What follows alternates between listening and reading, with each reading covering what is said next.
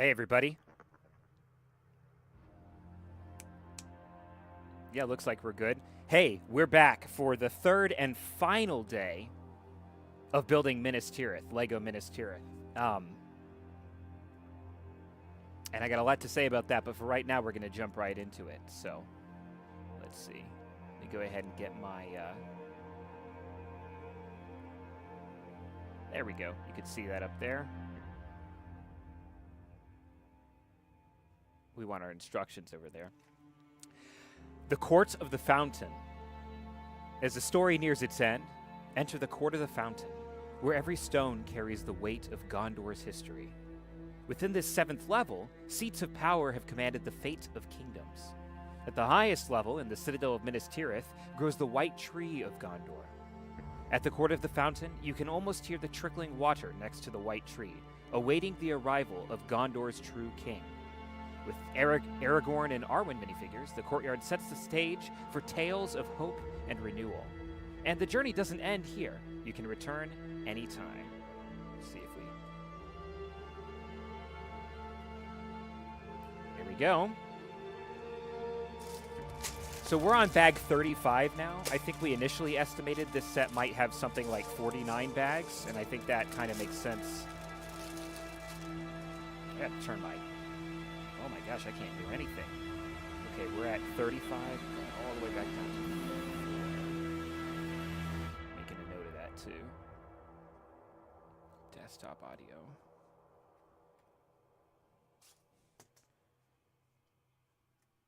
In mixer. On comp. System. I'll explain what I'm doing here in a second here. System audio 2, 5.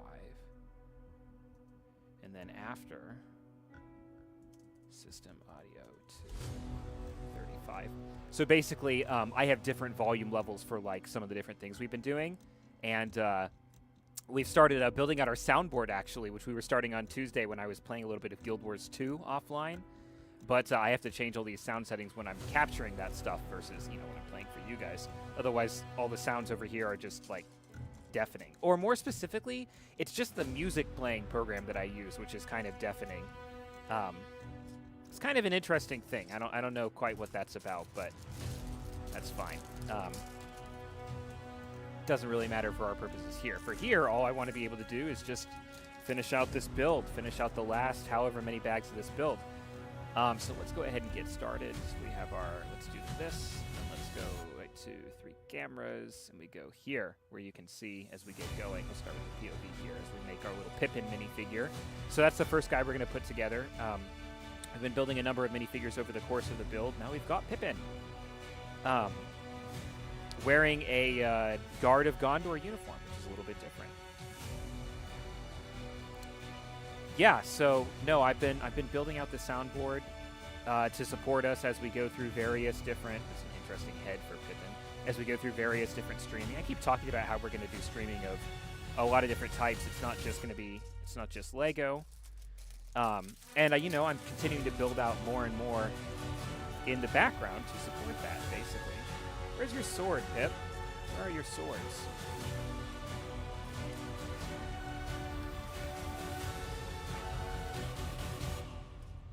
There it is.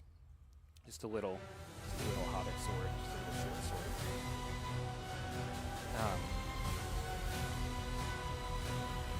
Yeah, I mean, again, it's nice to have some music in the background while we're doing this, but it's just kind of funny to me that particular program is so loud. Pip doesn't want to stand up straight with this cape. The cape needs some time to marinate, I guess. So what we last finished was we had been working for quite some time on. I've been working for quite some time on the Minas Tirith build here. And we completed the outer gate, and we talked about how we're probably going to have to modify that gate a little bit. And then we also completed the first level, so basically the base floor. And we talked about how basically Minas Tirith itself has like 7 different levels, but the model is built using this really interesting forced perspective technique. That means that the farther up, the farther up into the model you get, the bigger the scale is.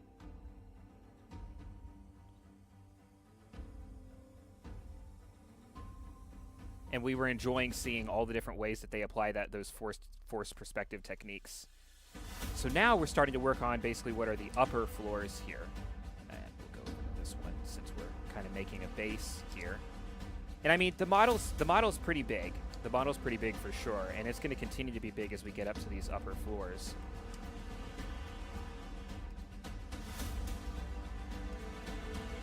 And there's definitely some serious questions about, like, how long is this actually going to take us? It really took quite a while to get through that second box. We haven't even opened up the third box worth of parts here. So I only have another 4 bags over here, but then we'll pop up, and we actually have to open up the third subsection, so to speak. So we're on instructions number... like I said, how can I explain what I'm talking about here? So LEGO does this thing these days where they try to make some builds accessible for multiple people to work on at the same time. I forget what their name for it is, like family build together. I think it's called build together. So the way build together works is, let's say you have a nice city set with 3 different buildings, like a pizza building, a fire station, a police station. Those 3 buildings will have 3 different little miniature instruction booklets, and the bags will be all separated. So they do police stations bag 1 to 5, fire stations 6 to 10, and pizza parlor is 11 to 15. So you and your brother and your uncle can all, or your sister and your mother can all like grab one of those little instructions. You can all be building this all on the same table and making it a really communal experience, which I actually think is phenomenal. I really support LEGO doing that. I think it is a really, really great thing to sort of ensure that especially like if I imagine like, in the future, like building with like a kid or something, the idea that we can, I've had many experiences where I've worked with somebody relatively newer to LEGO, and the best way to introduce somebody new to LEGO is to literally just, I'll hand them the pieces. I'll hand them exactly the pieces they need, which reduces the possibility of error. And all they have to do is put the pieces on step by step. It's slow. It's slower than, of course, I mean, we know I do like a lot of building, so I do like speed building and stuff, and that's kind of obnoxious, and I don't want to subject, a new builder to that. But this method, while it's slow, it's not as slow as waiting for them to also find the pieces, but it's more interesting for them than them finding the pieces and handing them to you. Although everybody I've ever tried to do this with will, at some point, they'll be like, okay, now you build it. I'm like, oh, okay, sure. You can hand me the pieces, and you can see how crazy fast I am. Point of this is, that's a great way to start people off, but then you wind up with a builder who doesn't build as fast as you, but they still are enjoying the process of building. So I think that this LEGO Build Together thing is like a great next step. Let's get this angle correct here.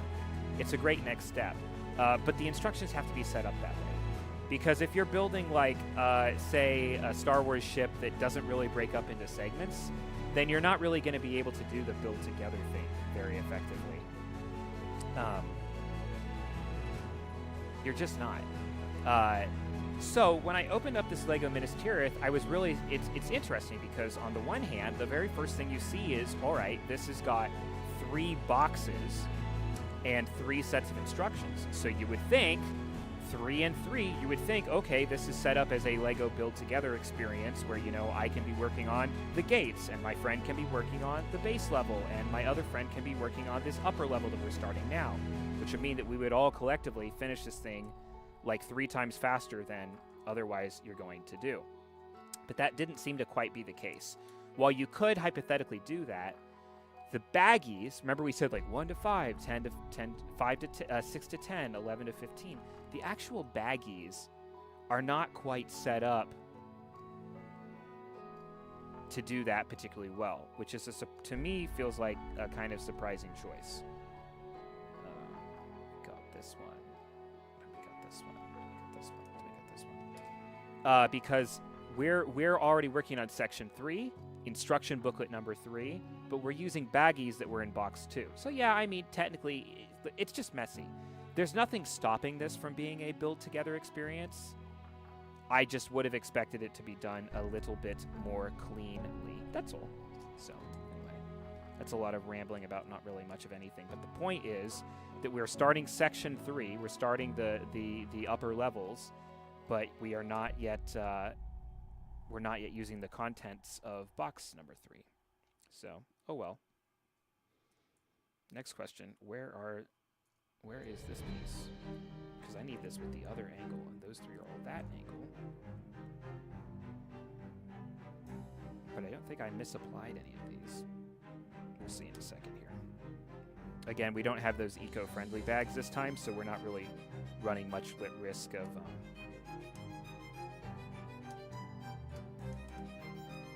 misusing any parts, which is fine. Oh, it's right here.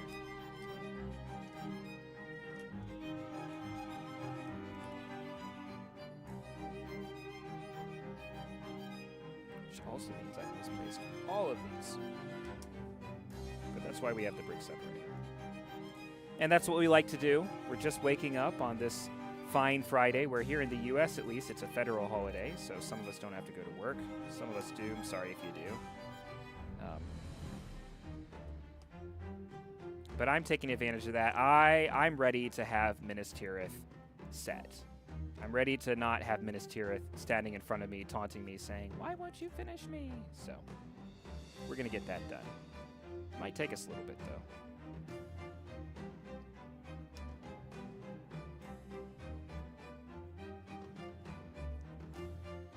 And, you know, as we get into the build here, I'll calm down. I always talk about some things, but really, we're just kind of hanging out. We're just getting this thing done.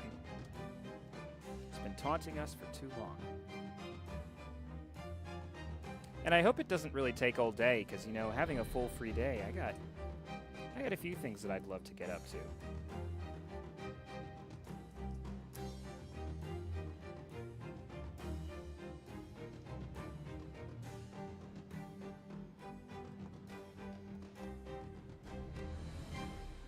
Now, where's that brown piece? I just made that comment about we're not going to miss any pieces. And did I perhaps immediately miss? I did then immediately miss a piece. At least it's a thick boy, so it's easy to get it out of there.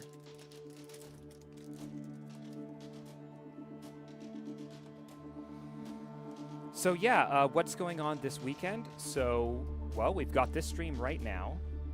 This may or may not be the only stream I do today.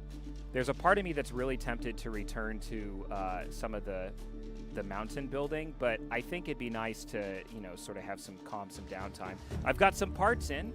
We've talked about how when you order parts from Lego, some of them come from your local factory. So for us in the U.S., that's Chicago, and then the rarer parts come from the factory in Denmark, and they take dramatically longer to show up. I just got my first batch of parts from Denmark for the year, which means it's going to be time for me to sit down and actually start putting those parts where they belong, and then moving the sets that they go to out to my city, which I have to double check what's in that order, but I think we've got some pretty exciting stuff. So for example, I think we've got the gravel roads, the country roads for our farm, which also means that our farm will be done, and I can finally post about it on my Instagram over a year late. So lots of fun stuff there. I can't remember what else is in that order. Some fun stuff. But I definitely am excited to sit down, apply those. Again, I just don't like a backlog of Lego parts hanging over my head, or a backlog of sets that need parts ordered for them. So that's something I might look at today. There's a few things that I might look at today. And we can already see that we're starting to make an angled wall here in Minas Tirith.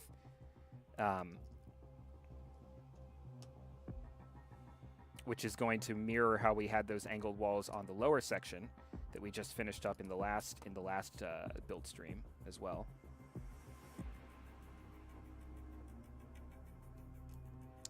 But the diameter, the radius of this upper wall section, and look, they're showing us how to connect it very carefully on the smooth surfaces here. Is this loose? I would have thought there would have been like a stud for that to hang on, but maybe not. The overall radius here is a lot smaller. This is about 9 inches, maybe. I think I really need to get a. Oh, actually, I have a ruler right in front of me. Look, this rebrickable mat actually has a ruler on it. So from 22 to 13, 9 inches, like exactly on the dot. I'm pretty good. So I guess the width of this upper section is going to be about 18 inches, which is a lot, but it's definitely less than we had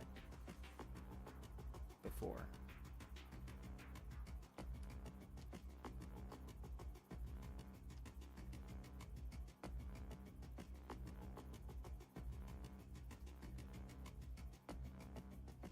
There's a lot of extra pieces here, or parts that I missed at least. I should be able to find these ones.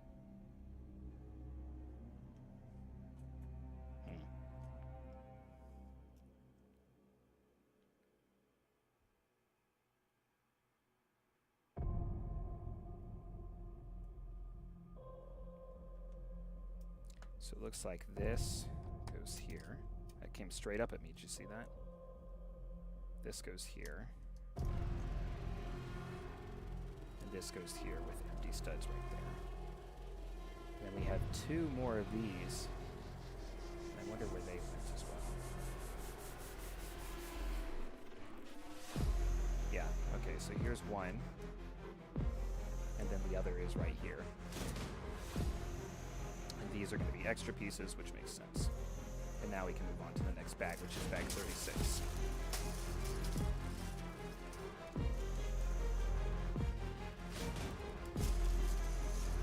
I think initially, I keep forgetting that I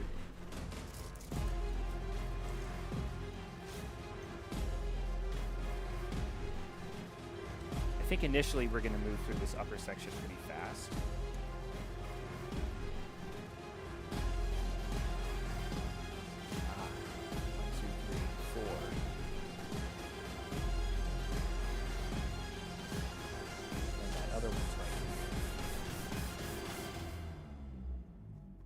Very specific angling.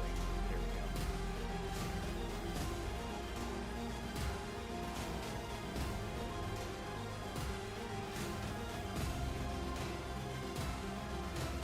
Pretty technical details right here in getting this wall angle correct.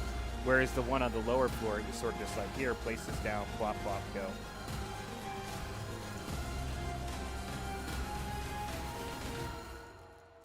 But yeah, I'm definitely having to slow down, pay close attention to this. And it looks like we're about to do a bunch of interior details now. Starting with a bed. Interesting. Not what I would have expected or guessed, but that's okay.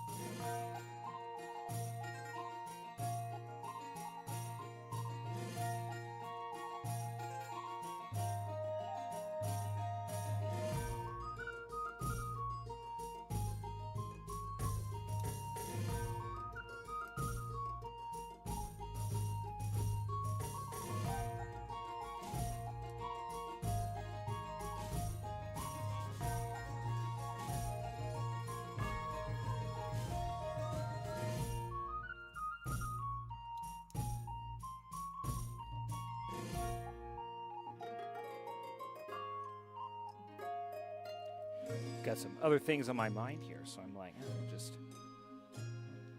kind of work our way through this a little bit more calmly, which is nice. Enjoy the music.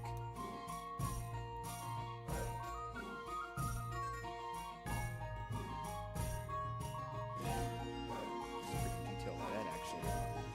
And I feel like I've made a lot of Lego beds. Again, we talk about building houses in the residential section. They definitely tend to have these beds a lot. This one's a bit more ornate, for sure. Four-poster, I think you'd call this.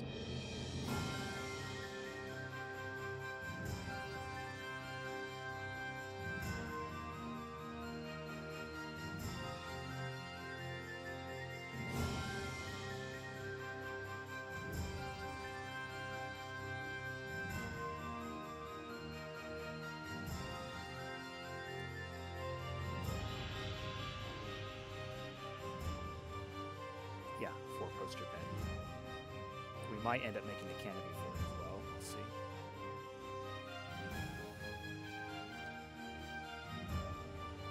I'm pretty confident that's the right spot for it, but I'm going to hold off placing it until we have the arrangement of the rest of the...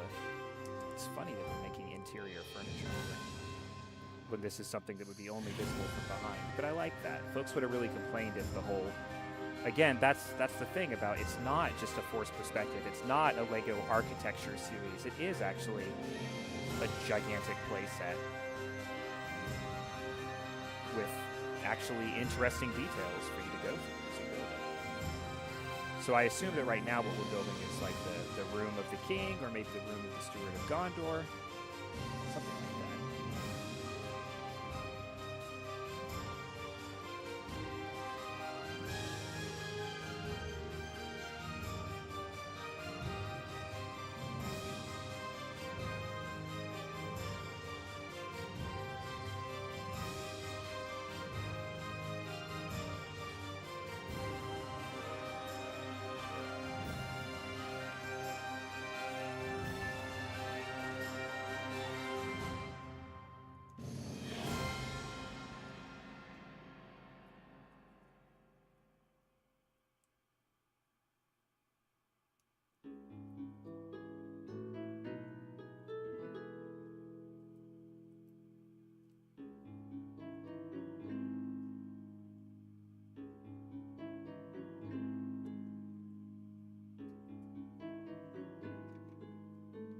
Let's put this bed down now.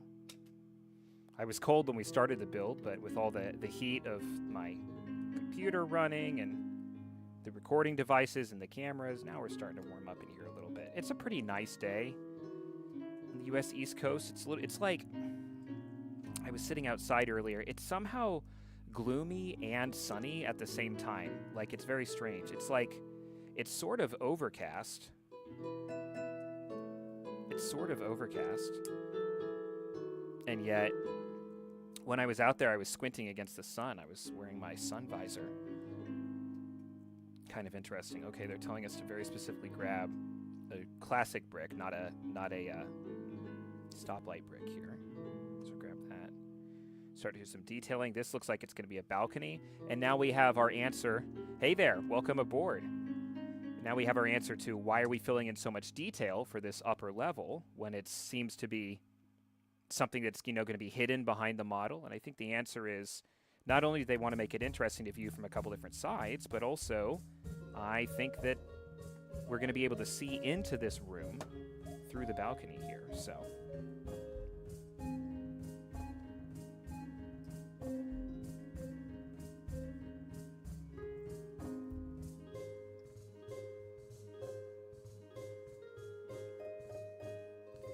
Telly, is the weather all right a little bit further up north there? Like I said, the sun was kind of hidden behind the clouds, but still a bit of a glare.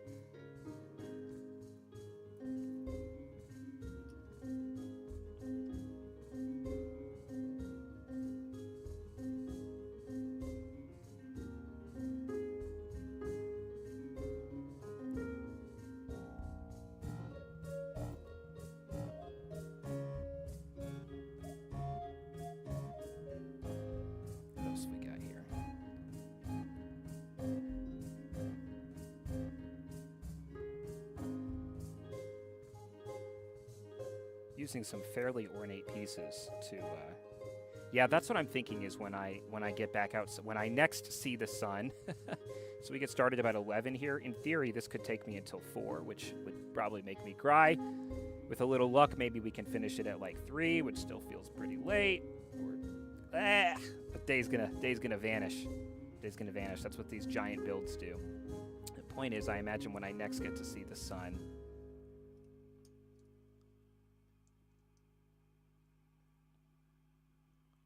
it'll be a bit nicer than it was when I saw before.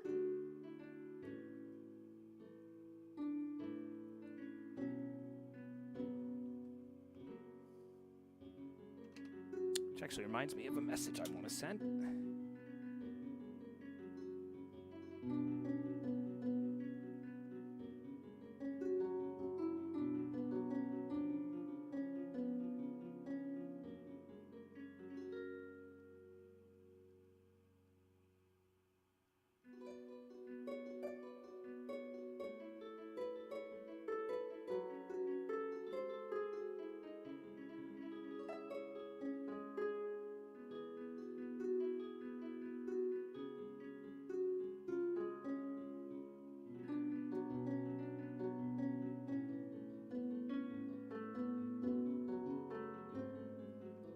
should do. Now we can actually disappear without anybody being. What happened to Kira? What's going on? What's Bagel up to today? This is very ornate. I've made quite a few balconies, and some of these pieces you'll see being used repeatedly, especially these sort of ornate bricks here. But this one's using some techniques that are a little different, which is nice. Yeah, no, Bagel had said he turned his Twitch live notifications off, which is super reasonable if you're trying not to get notification spam. But I guess I could tell him we're going live. But that feels like extra work for me. Ah, that's brutal. That's brutal. He was saying his half days are like kind of fake anyway, and they're basically like full days. I'm very grateful that I don't have to be in.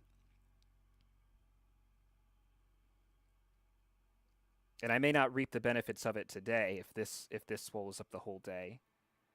But at least it might hypothetically mean that for the rest of the weekend I get to start working on other things. Placing those pieces down, organizing some other things, getting ready for the next few sets we're going to stream.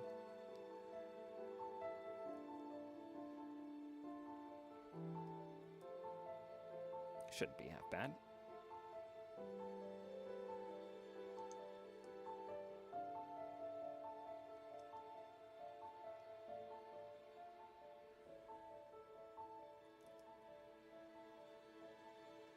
Are you remote? Are you off today or on but remote?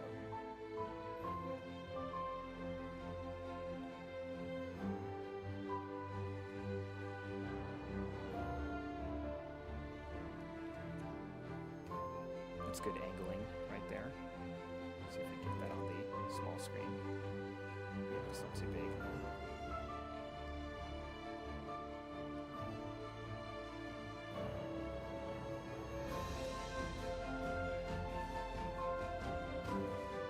All nervous there for a second because I was like, oh my gosh, this person is just yeah, working. Yeah, exactly.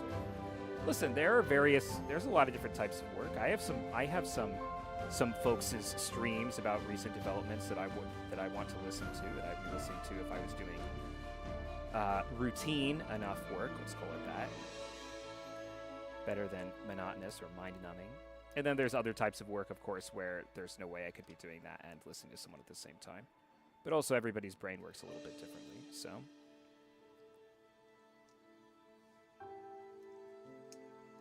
But yeah, I was saying, like, I just sat down to start this, and I've been kind of puttering around this morning. I thought I could have started this as early as 8, which we'd be almost done right now, which would have been brilliant. But nah, it took a little while to get going, to get through sort of the basic housekeeping I needed to do this morning. And there'll be more later today. I mean, even worst case scenario, I should have another 3 hours or so before I have to go out and do anything after I finish this. And I'll be buoyed by having completed it. I'll have lots of energy. Oh, this is some beautiful pillars that we're starting to make here. Sort of, again, fitting into the... I don't know all the nice architectural terms, but I know that it's the one thing that I've seen before with the columns. It looks kind of nice. But just when I finally sat down to get going on it, I set the stream timer and everything, and then I was waiting for a message, and that message came through. I'm like, no, don't start a conversation with me right now. I have to go to work.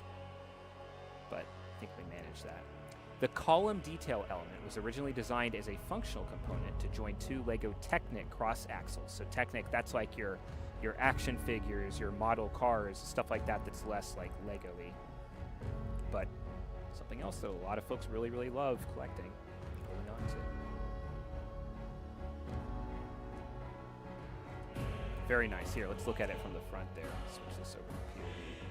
Yeah, those are brilliant detailing already, and we're only just getting started.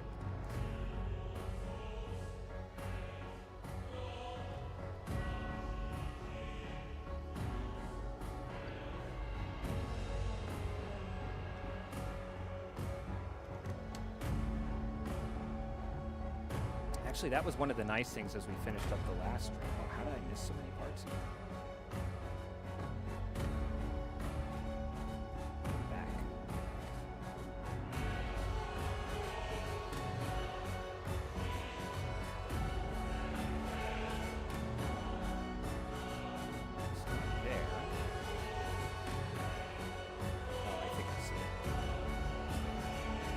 wardrobe is up by another plate. It's one plate higher than I thought it was, or the writing desk, or whatever this is.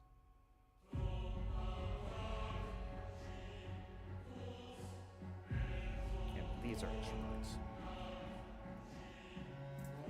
What I was saying, as we move on to bag 37 here, was just I had expected the end of the middle section being the base of the castle itself, or the fortress itself, city itself. I had expected that middle section to be kind of monotonous, and we talked about, yeah, you know, they use some very interesting building techniques there, but I was like, surely they're going to get repetitive or boring after a little bit. And that actually wasn't my experience of it at all.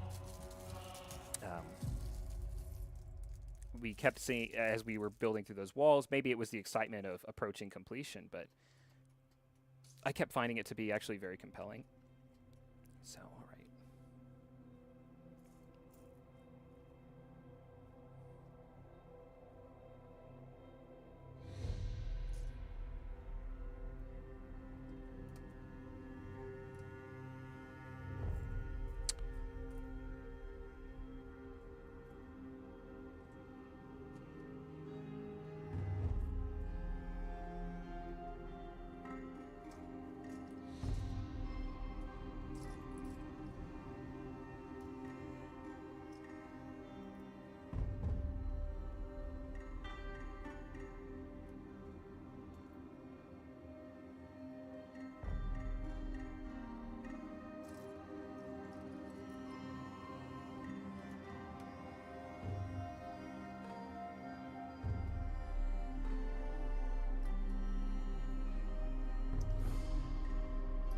Together another set of those nice columns here.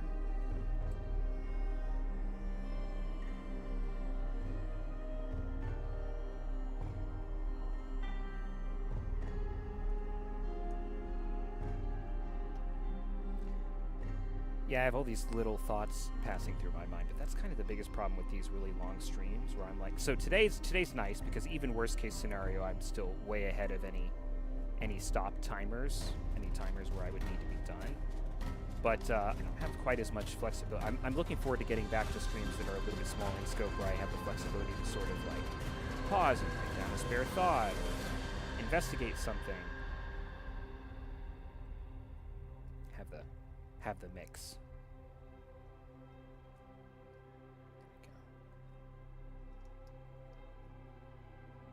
Yeah, it's the black and white of this set. It's just really something else. It's really special.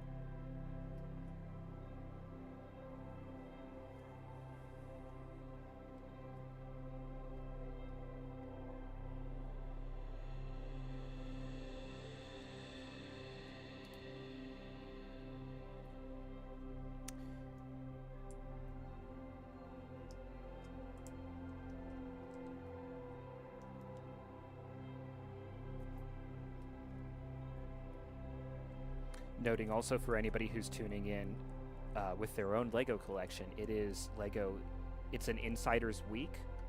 So if you have an account on Lego.com, it's double points for buying things, which is notable because there's a bunch of sets that are retiring at the end of July. Some of those are going to start going out of stock now already here in June. But whatever you get, you're basically, instead of, I think that, I can't remember if it's not as good of a deal as like waiting for sets to get discounted on Amazon. Amazon eventually discounts most, but not all, Lego to about 20%, and that's what I usually watch for. Lego Insider, the default rate, I think even with double points, it's still less than 20% value. But it's a lot better than 0%. And some of those sets are never going to go on discount on Amazon. Some of the bigger sets or the licensed sets, but especially the bigger ones or anything that's popular. So it's a good time to pick up some of that larger stuff, especially some of the stuff that's retiring in July if you haven't already. You're interested in that. So I finally picked up Lego Dungeons & Dragons, the Red Dragon's Keep. which I have a really fun plan for. That's actually going to be a really great stream. Now, that's a big set. I think it's maybe 3,000 pieces. So, again, we're talking, that's 4 or 5 hours right there. But I'm not going to build it straight like we're doing Minas Tirith here. I'm going to kind of parcel it out into, which I actually think it lends itself to really well. There's sort of a mountain, and then there's sort of like wooden buildings that'll go in my medieval section. We have a lot of work to do. Lots of sections, lots of work to do. Much of which sounds really exciting, actually. Especially now that we've got that pipeline unclogged of bringing parts in. Yeah, it's pretty neat. I think it's going to be a really neat build. And for the D&D lovers, it's like... it's cool because it comes with its own, like, bespoke D&D adventure that you can work on at the same time or something like that. Like, so you can build the model, and then you can literally bring it to your Dungeons & Dragons group and play the adventure. So yeah, I'm going to split it up. I'm going to add the mountain. There's plenty of, like, we are talking a lot about one of the upcoming streams, probably this Sunday. We have a bunch of big Lego sets to go through that are non-modification, kind of like this Minas Tirith, where, like, I don't really have anything special I'm doing to it, including, I think, 3 different larger Bricklink Designer Program sets. But what I think I'm going to do instead is I have this, the mountain I keep referencing. One of the first streams I did, one of the first YouTube videos that we've got, is working on this giant cloud forest mountain, kind of like what you'd see at well, for me, I always associate it with Panama is, I think, the one place where I've been in a cloud forest mountain biome. But I think they have them in, like, Singapore and Malaysia as well, probably other parts of South America and Southeast Asia. It's a really cool build already. That's one where I started at the top and was working down to the base rather than the other way around. And it's kind of custom-ish. It's more like combining some other sets. And now that I'm back to getting part shipments from Lego, I'm actually really tempted to go in and finish up that Cloud Forest Mountain build. So I think I might set aside those supposedly easy but large designer program sets. Again, the point is, all of this comes down to getting Minas Tirith here done so that we can go back to kind of, you know, almost waking up each day or each Sunday when we're doing the build streams and kind of going, oh, what are we going to... This is unusual, obviously, because this has taken so long, and I just don't feel like waiting for another Sunday to have it done. But we can start waking up and going, all right, what are we going to do today? It's like Phineas and Ferb. Ferb? Know what we're going to do today. Except that I don't know. Put one of these over here.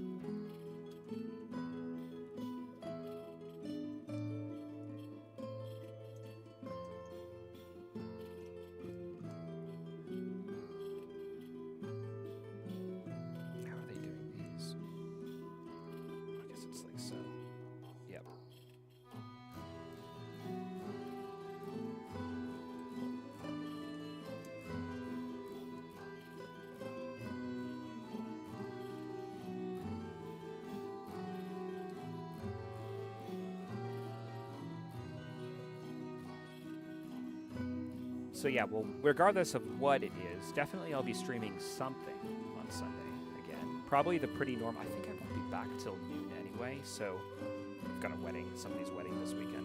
So probably the fairly normal time of like 1 to 5, take a quick break from 5 to 6, then go off and do other things before the new week starts. Talked a lot about how it's summer, so there's always something else going on. Folks are planning things around each weekend, around the upcoming 4th of July holiday, etc., etc.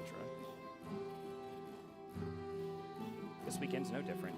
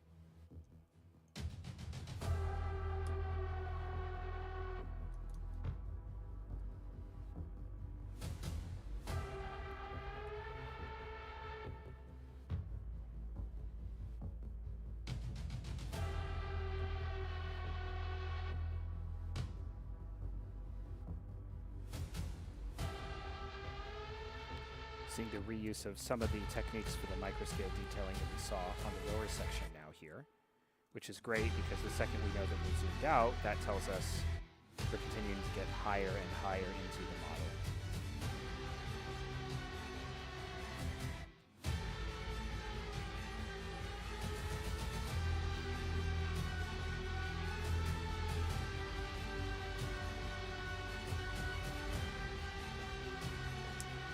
Now I'm thinking to myself, the next question is, given the relatively unusual time that I started today, 10:45-ish, it's going to put me in an interesting position for lunch. So maybe we'll have a longer break in the middle of the stream somewhere. Good for the sanity. I did set up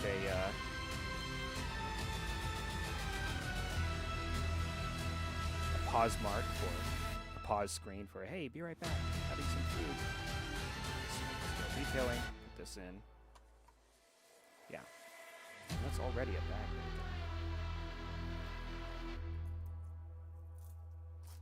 2 more bags before we have to open up the third and final sub-level box, which is coming.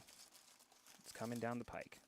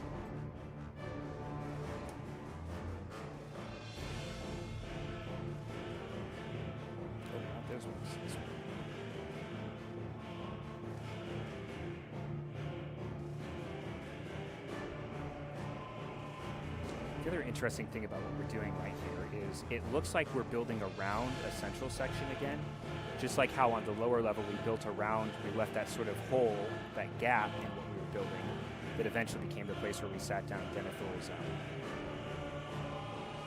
throne.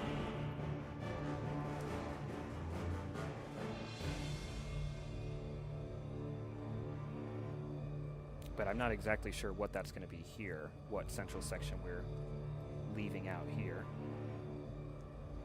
Don't know. Find out. Find out, but it'll probably be a while because first we'll probably have to finish this and finish its mirror on the other side.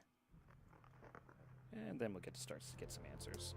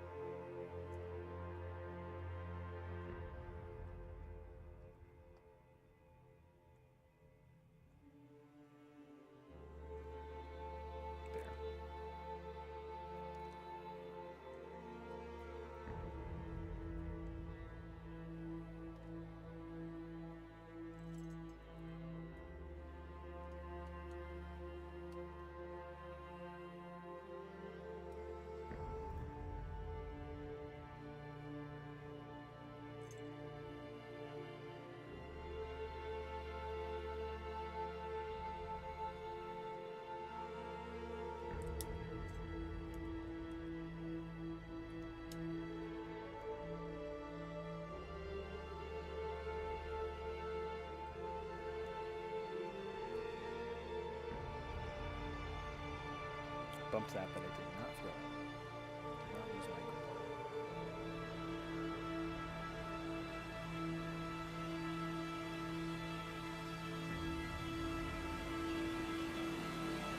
Surprising amount of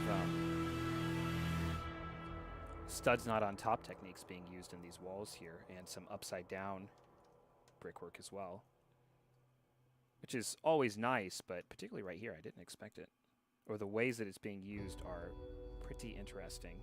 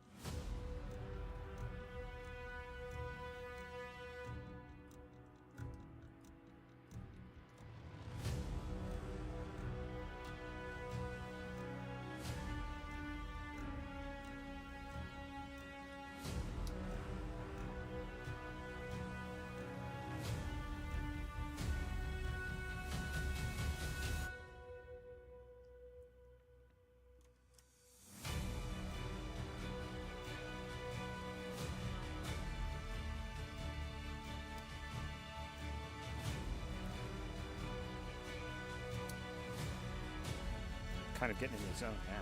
Sitting there thinking, oh yeah, this is nice. That's nice. That is nice.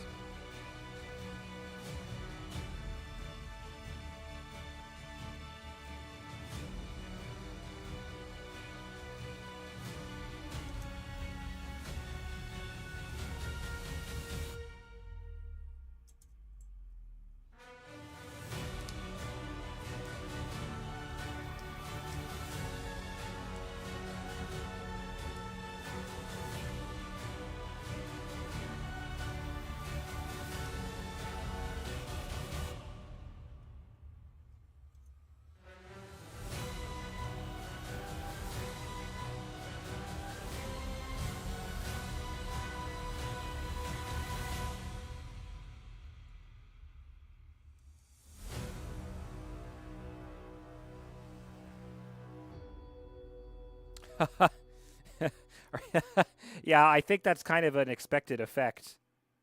An expected effect of building any of these. Like I felt the same way when I was building. They had some Hobbiton set maybe a year or two ago, and I was like, well, I gotta rewatch Fellowship. Oh, they're gathering Minas Tirith. Yeah, it gets pretty bleak there for a second, though. Yeah, but those are great movies to have on in the back. And it's funny, the build experience is almost as long as, like, again, if we're talking, I do think it's about, I think, like, absolute dedicated focus, it's less than 11 hours for me, but we did not quite have that. We had to make sure we were building breaks in and staying sane and hydrated and split it over 3 days. I'll get more used to doing longer and longer streams. But the point is, I think if you were watching the theatrical releases, here's bag 39, it would have been a pretty feasible thing to like have those on in the background and build straight through it. I'll do that with Star Wars from time to time. Like if I'm building off stream and I'm building like a Star Wars ship that's going to take 2 or 3 hours, it's nice to just throw on a movie. There's so many to choose from. So.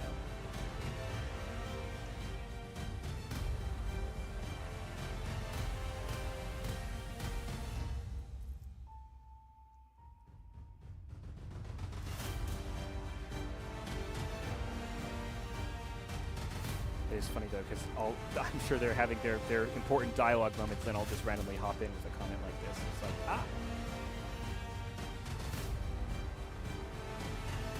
I've never been able to consume movies as media while also like enjoying other conversation or anything, but I know a lot of people can really enjoy that background noise. It just depends on what kind of thing I'm doing. If I put a movie on, I'm invested. I'm like, I'm going to watch. I'm stopping everything else that I'm doing, and more and more my attention is going to the screen there. Oh, that's sweet. So one background stream is enough, basically. one stream of background noise. Yeah, that does make sense. So it's not total pandemonium.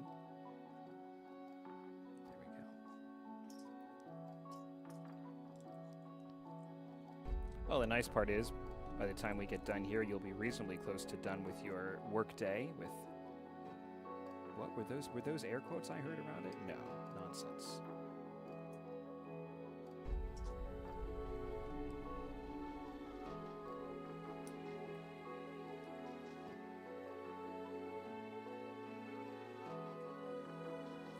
That's interesting.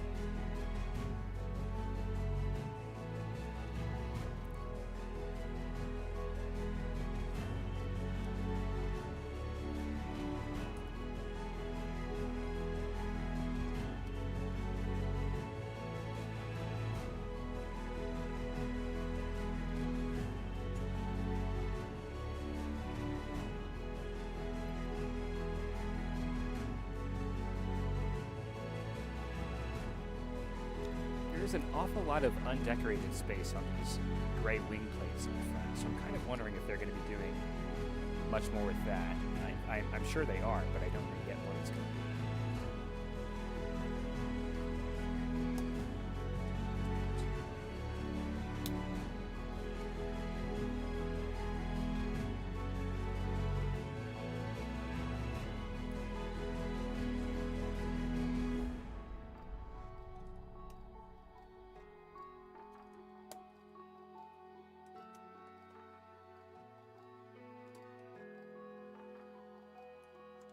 Great angle work here again.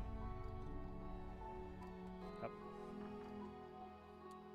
I assume we're going to close that up at some point too. But we haven't yet, and there's nothing to see in there. It's just, maybe it's an interior passage.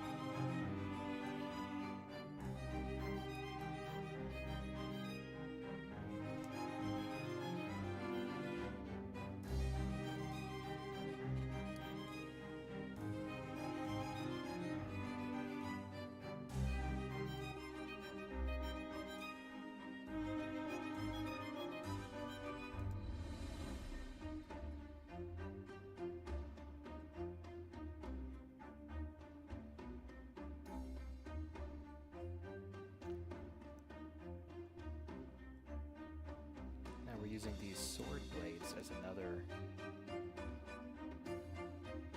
They gave us the technical term this time, balustrade supports.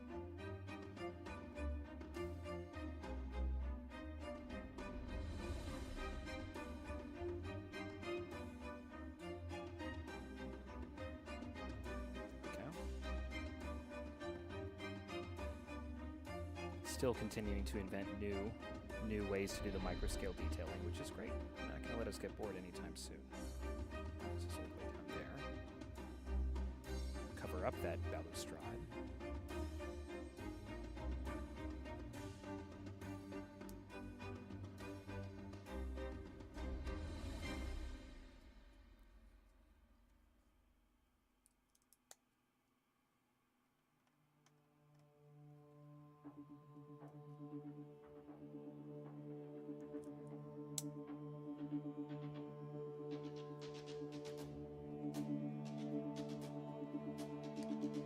Slip that on correctly.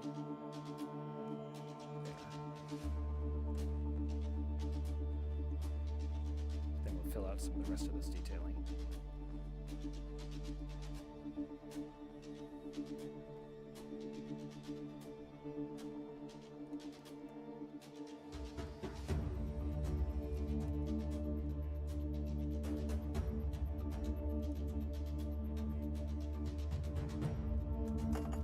Oh, now I'm throwing things. Let's get that light back. And that's the end of the bag. It looks like we've got Faramir coming up next. But now I'm actually going to pause for a second. I need to go open up the entire third box. So hopefully it's a little bit smaller than the first two boxes. But if not, that would mean that right there was actually the 2/3 point. But I'm going to, we hope. So we'll be right back.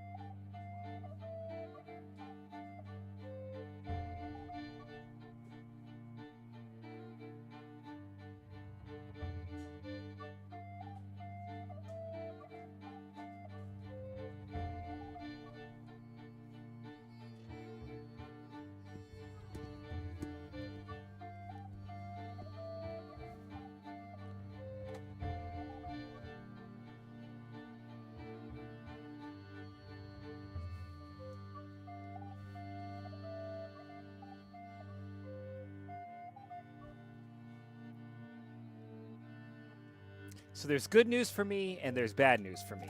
The bad news for me is that was the 2/3 point. There are 20 more bags to this bleeping set.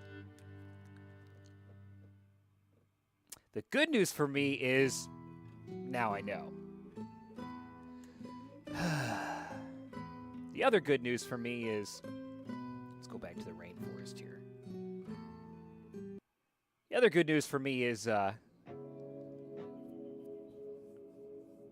wow, I really thought I was going to be doing some other things today than this, but I guess this is just my whole day now, so okay.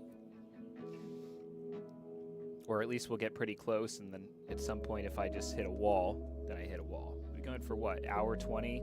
Really an hour, that was kind of a long break there. Let's dive in. I mean, goodness gracious. I think we're going to make the other side now.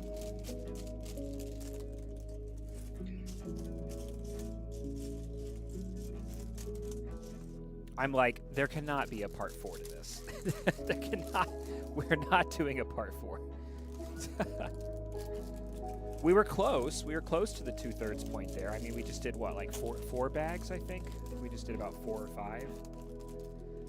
Gosh.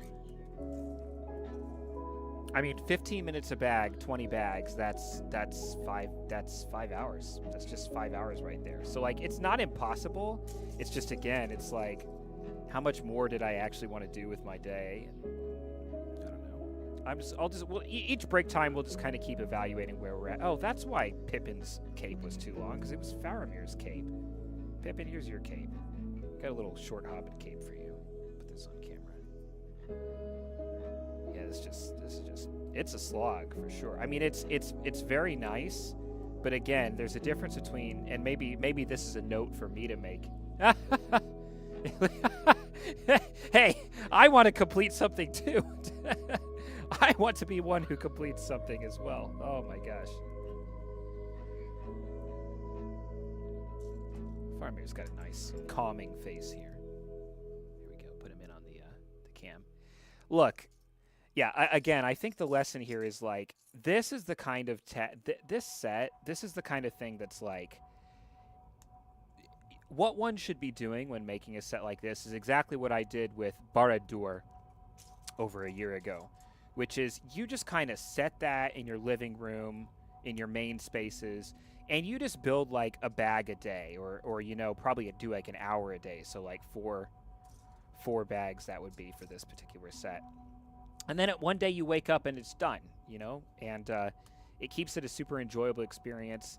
The thing with this was, again, I was so relatively early to building the set that I was like, oh, well, you know, there's actually some value in showing some of it. Now I don't know. It's a lot to stream, for sure. It's a lot to stream. It's a lot to do.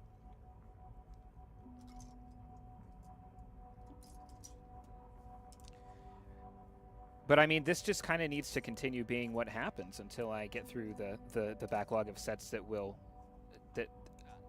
mean, just like most LEGO collectors, I just got a lot of them laying around, and I want to not add to it. Same with when the Red Dragon Keep gets here. I'm not going to want that to sit around forever, and that's different from this, because that's something I'm actually going to be ordering extra parts for, adding to, embellishing. It's a pipeline. It's a pipeline. It's a hobby, it's a choice, it's a pipeline. So, anyway, I don't know that I have 5 more hours in me. Actually, it'd be 5 hours almost to the dot from here, but we'll see what we can do. We'll see if we kind of stay on the slower rate that we've kind of identified for the set, and if so, maybe I got to think about it. I got to think about what else I want from today. I guess we could do like half of it. Could definitely do half of it and then come back for a little bit more. Thinking about what my schedule looks like tomorrow as well.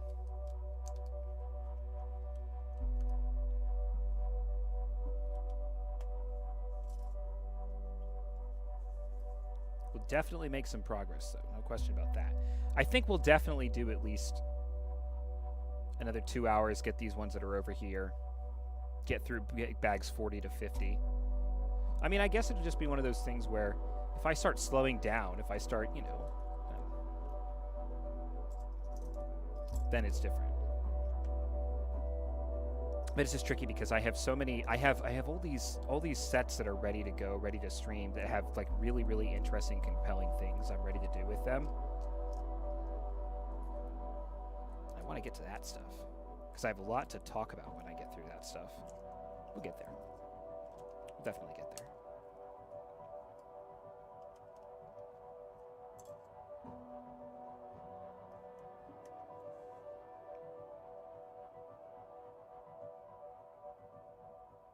They break them up into 250 pieces. Yeah, so basically, like, yeah, and that's kind of what they. It's kind of what they did here, to a degree, to a certain degree, as well. I think there's definitely some value in it. But again, I'm not really approaching it perhaps the most, I don't want to use the word optimal, but in the most sustainable way, biting off such big chunks.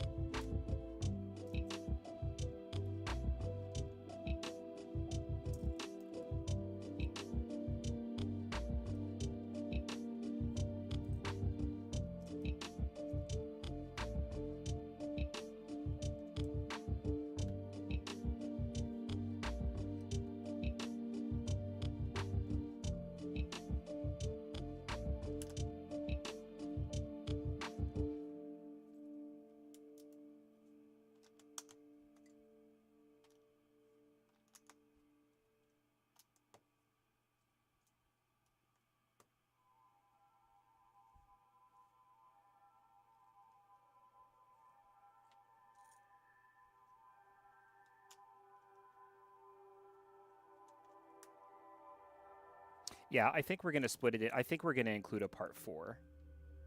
Because as I think about how I want to spend the gift of a day off, I don't quite want to spend the whole time until 5 streaming. Again, if I would have been able to start at 8, that might have been slightly different, but that's not quite how things worked out. That's all right. So I think I'm going to aim for trying to power through till about bag 50, leaving me just like 2.5 hours, which hypothetically could be done tomorrow, depending on what tonight looks like. Because the only real objective is to get to it before. I mean, the more streaming we do, that's fine. So I think we have the ghost of a plan here. So I'll set my sights on bag 50-ish, or if as we approach bag 50, if we've reached some great milestone where we feel like, yeah, we kind of got through something useful there, got through something valuable there. We'll see.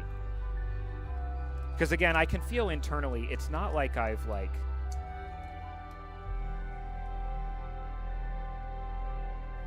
It hasn't bored me, that's for sure. Like I've actually been really invested in the build. today in particular.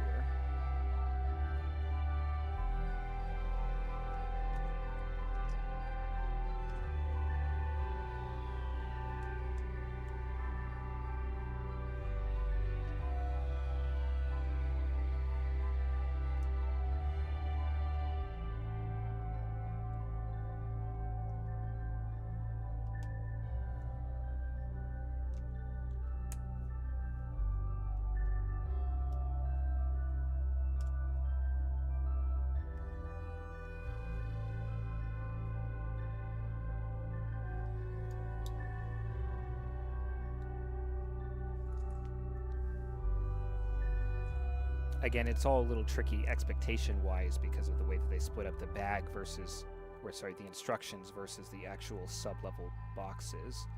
If we had known yesterday that we were still a couple bags away from part 3, could have set slightly different expectations, but it's all good.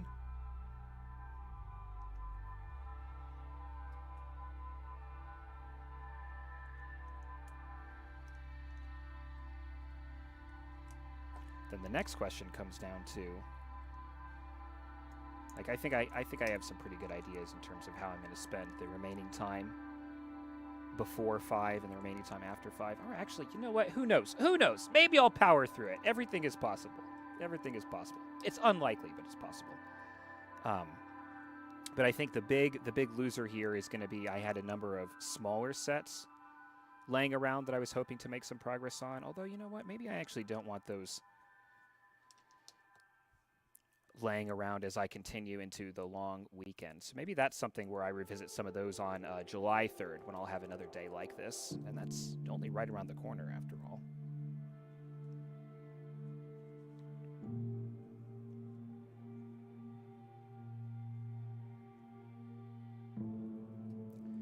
Certainly in no danger of running out of sets to stream, that's for sure. Sundays will be filled for a long, long time to come.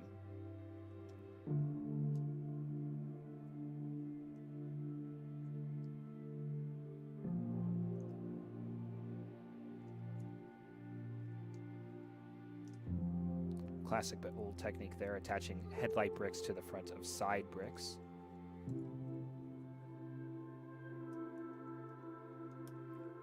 Taking advantage of the way that Lego math is able to work.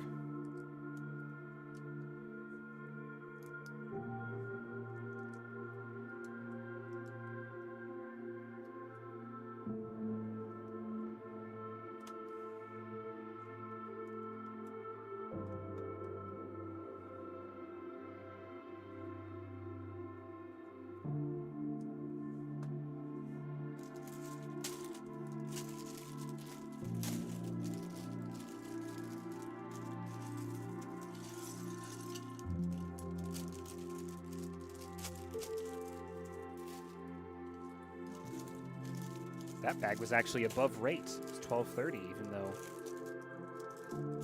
well, not above the normal rate, but at least above what the rate has been in this set, which is kind of surprising. Almost everything has been below rate. But I guess it felt a little smaller. And also, since we're mirror building, we're doing something we've already done on the other side, but on the other side. So I kind of know where it's going. That speeds it up a little bit. Let's see what else we got here.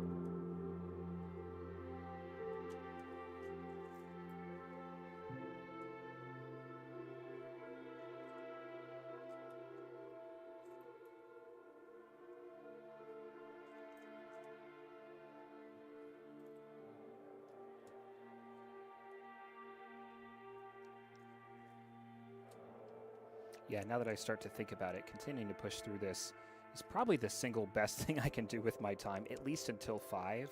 I don't know that I would actually be able to make it that long, but assuming I could. Now, once we get past 5, it's an entirely different equation, which is fine, because I have some more time, and I can use that to start to work on maybe not some of the other sets that are laying around. Like I said, I think those are now going to get pushed till July 3rd, but at least on some of the other tasks and things I had in mind. It also helps that with the double points day, I had a bit of a scheme, a bit of a plan where I thought I was going to need to sit down and do parts ordering this morning, which is normally a Monday only task. But I actually do not think that's an urgent necessity, which definitely helps. I guess being able to flexibly move around the plans for the week, plans for the weekend, because half of this all comes down to, various social events that have happened over the last week too, and exercising flexibility for those. So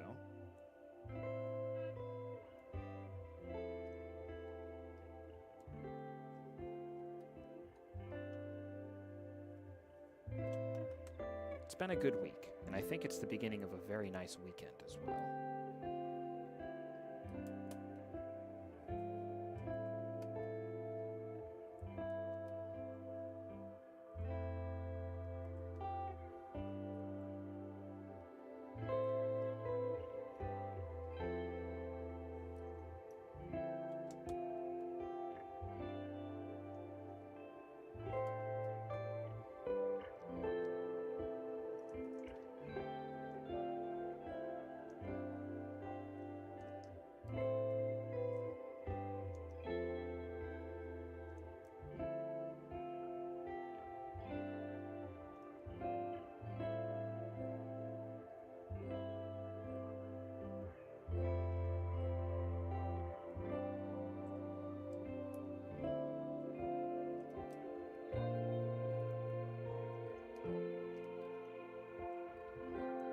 The other nice part about it being a Friday off is I think it's kind of just a calmer time to begin with.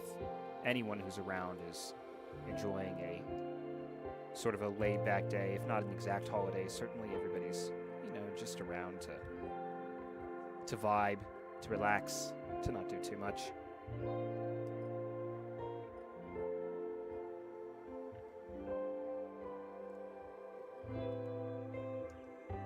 Which works for a long and complex, but not unique build like this pretty well.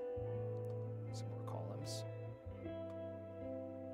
We haven't added any interior detailing on this side yet.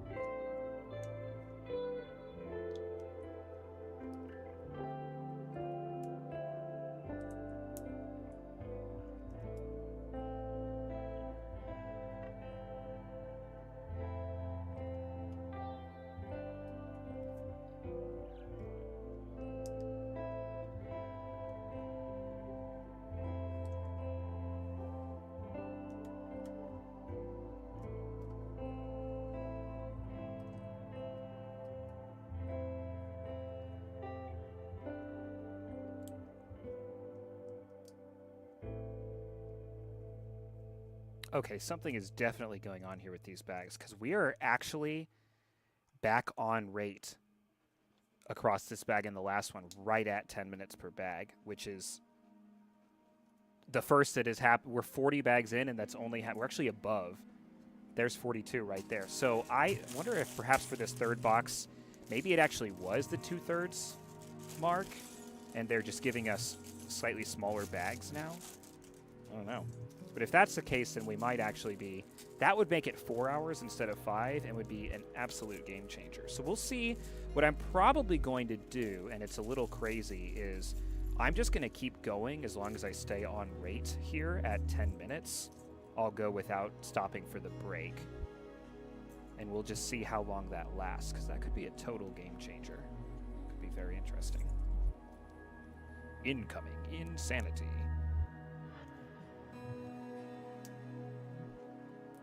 I don't know. Let's find out.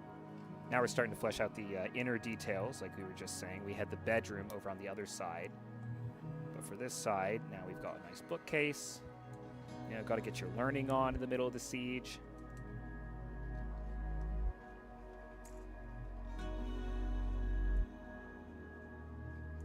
This is a pretty standard bookcase construction technique, stacking these 1x2 tiles and plates sideways.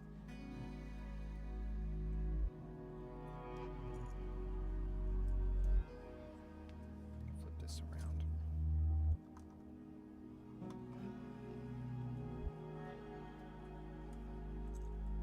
Now, I don't want to be watching my timers so closely that it's like a stress edition.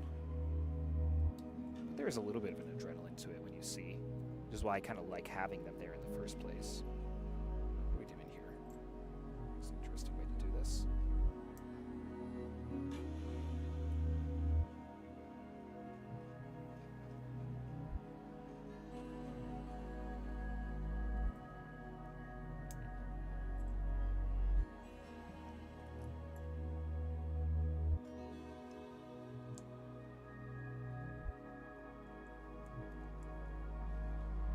Got a nice printed piece of, looks like something like an alchemy recipe. That one's not going to show up too well. Doesn't quite look like a letter. Let's pop that in there. But this is clearly a place of learning, this one.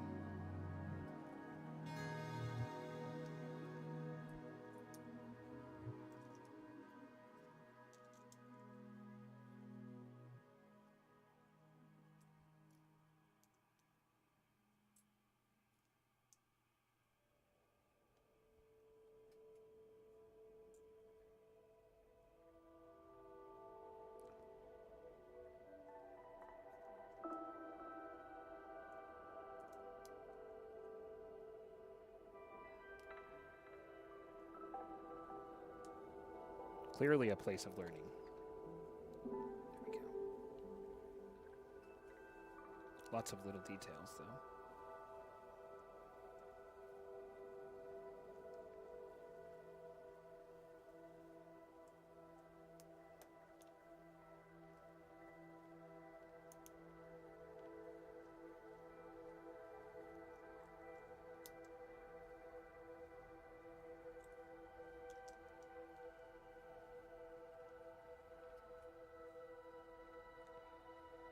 The note says, in the archives of Minas Tirith, Gandalf found Isildur's scroll, which proved essential in identifying the One Ring.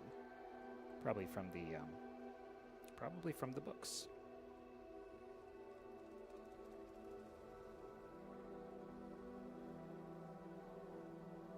And here's the scroll that we're building right now.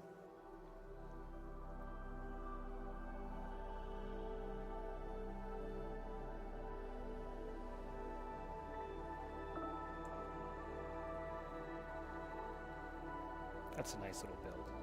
It's a very nice build.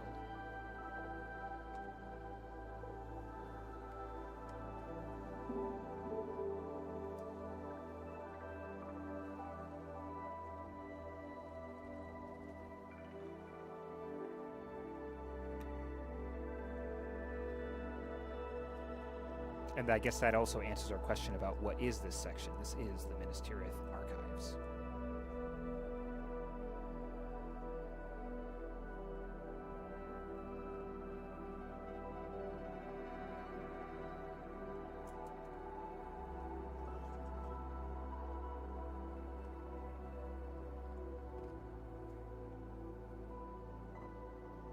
Hellcat is considering making an appearance, which would be a first. Possibly heralding destruction.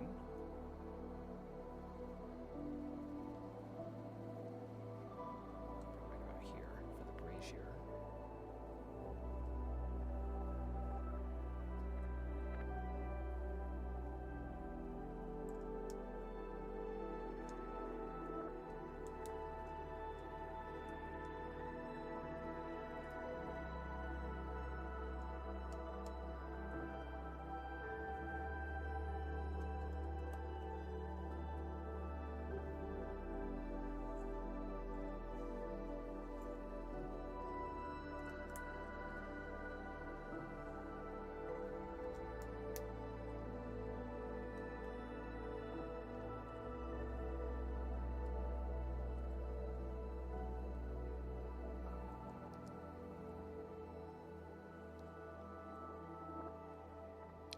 The other possibility is we've just finally stopped using square 1x1 pieces, which require so much very meticulous lining up if you don't want the set to look messy.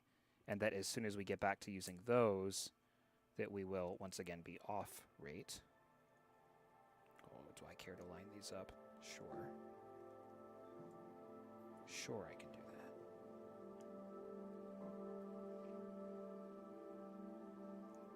These white lightsaber handles. What did they say we were making earlier? Balustrade supports, I think they said.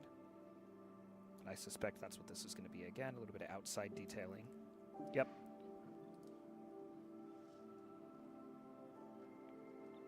Actually, it's quite nice upside down usage there. Okay, put that one here.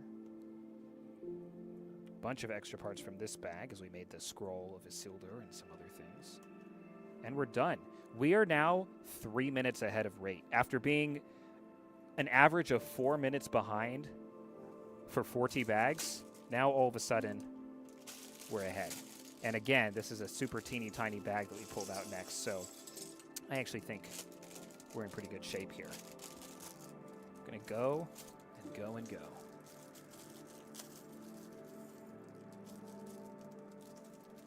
Yeah, no, it's something. So now to stay ahead rate, we need to finish this one by 40, which we'll definitely do. That's not even a question. The real question will be when we get the next really big bag, which looks like it might be... I mean, I actually don't really know that I see one coming up, so we might just have it. We might just have it. Which would be huge, because I think that would be... So if we're looking at 10 minutes instead of 14 or 15, then instead of 5 hours for 20 bags, what's my napkin math here? It's instead of 4 per hour, it's 6 per hour. That's a 50% increase. So I think that's like 3 hours, 20 minutes, which is radically different. Just absolutely radically different timing.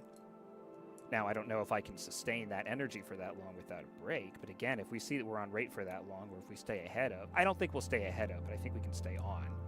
This is interesting, because that suddenly makes this a lot more interesting of a stream as well then, too. Because then I can rebuild this and I can say, you know what? If we finish this bag above rate, I'll go ahead and rename. We'll go over to speed build, which is always fun.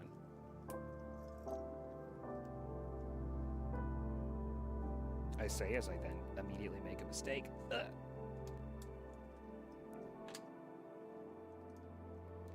Me sitting and telling Stu Bagel the other, like, I'm like, oh no, I'm pristinely non-competitive. Pristinely.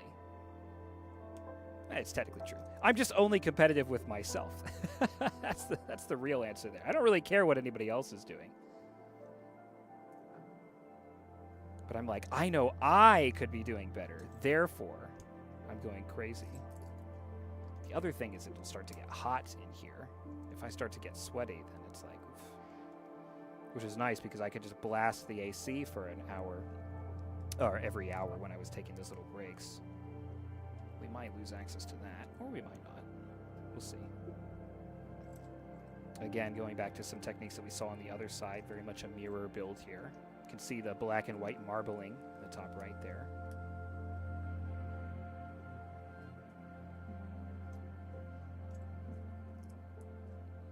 But every time we think we've seen every possible forced perspective technique that they could use, they come up with another one. So I'm sure we'll have another one here before we know it.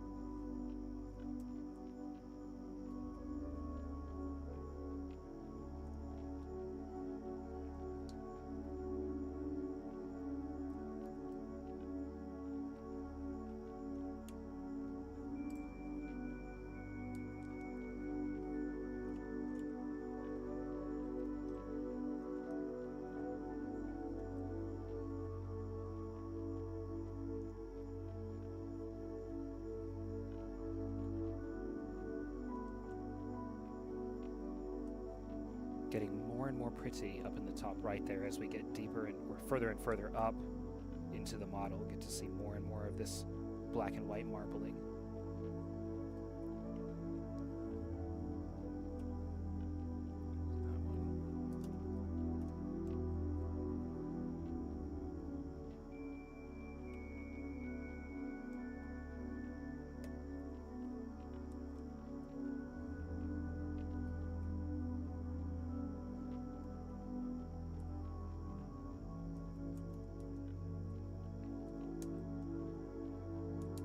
Okay, we're now 7 minutes ahead of rate, so I am flipping the description over on Twitch over to speed build.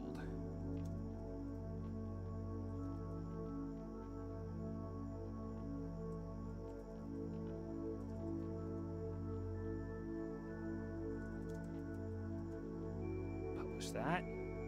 Boom. Bag 44. On rate here is actually the 50-minute mark on our timer, not the 40-minute mark, so we're definitely good. We're going to be good for a while until... I'm going to keep calling those out because it's very energizing to me, but we're also pretty much going to be good until we reach something really, really detailed or technical. So that's kind of exciting. I do think we're about ready to start bridging these two sections, which is kind of fun. But yeah, for this back third, for this last box, they must just have smaller sections. It must be broken up into smaller sections. Maybe they anticipated all this. They're like, oh yeah, for our speed build community, we're just gonna, we're gonna have to, we gotta front load the difficulty, and then we'll make it easier in the back half. It's like those viral challenges where you have people pick up a bunch of cups in a row, and without fail, it's always the folks who run for the farthest cups first who end up winning, because it's hard to unleash that sprint at the end as opposed to at the beginning. Yeah, this is going to be a connecting segment. We're going to put these two halves together now.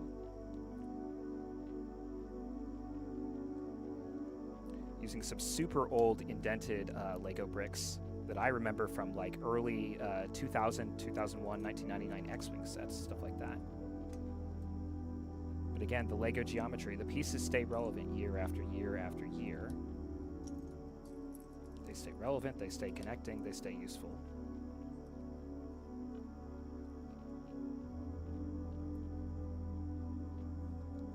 But now I get to get motivated because I'm like, if I'm done in 3 hours, now we suddenly get to make all kinds of interesting decisions about what we do with the rest of the day, which is very exciting for me. Finishing at 5, it's just like the day is over, the night has begun.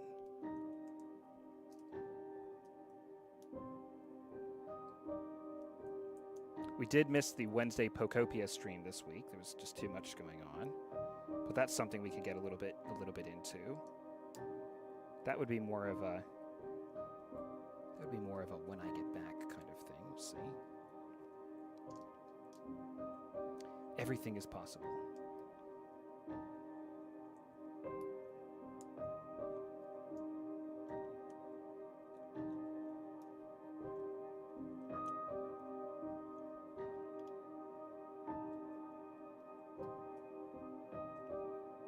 Oh, I know what we're doing here. We're starting to build the big bridge, I think.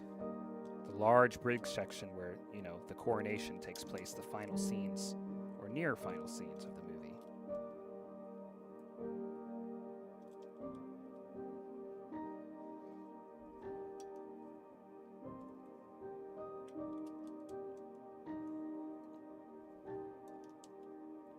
Yep, we're clearly adding the ability to support quite a bit of weight here.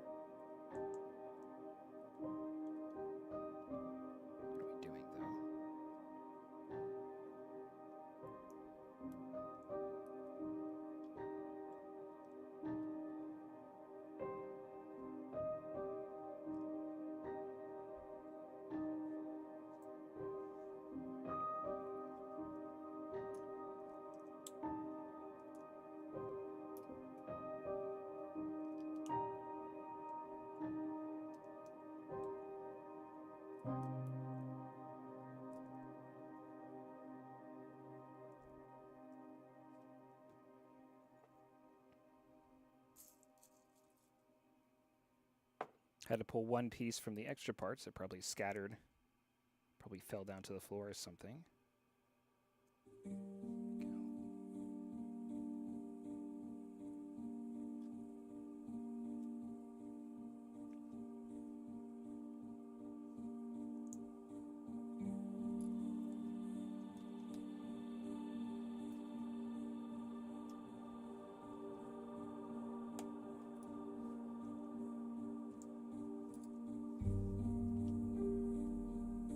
Time to connect it all up. Let's go ahead and switch POV here.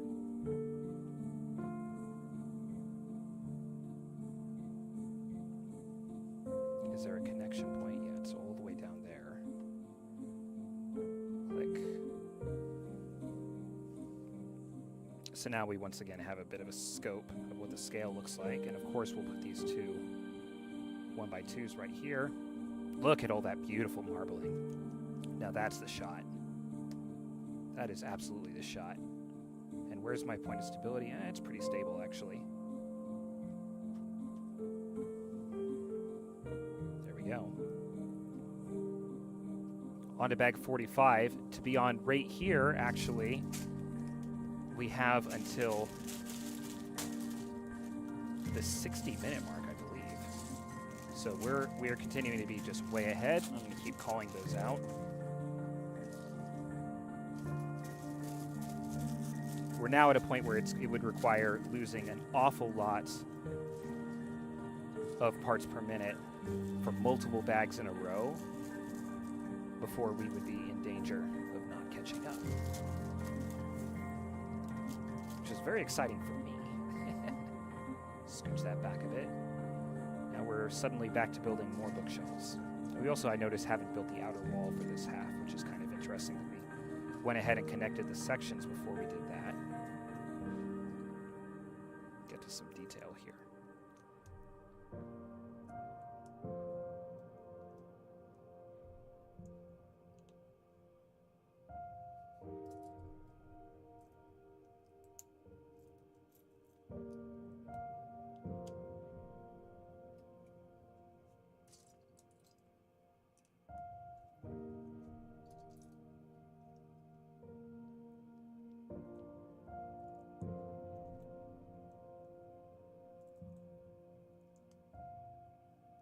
Books, books, and more books.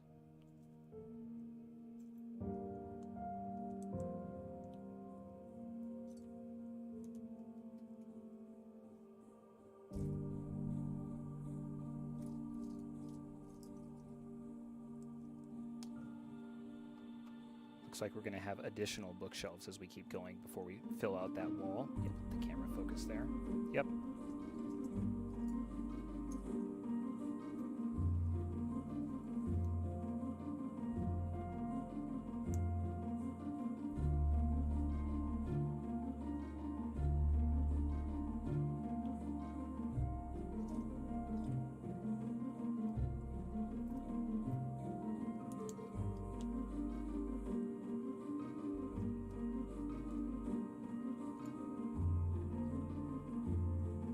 A lot of little pieces here, so we're going to shave off a little bit of time.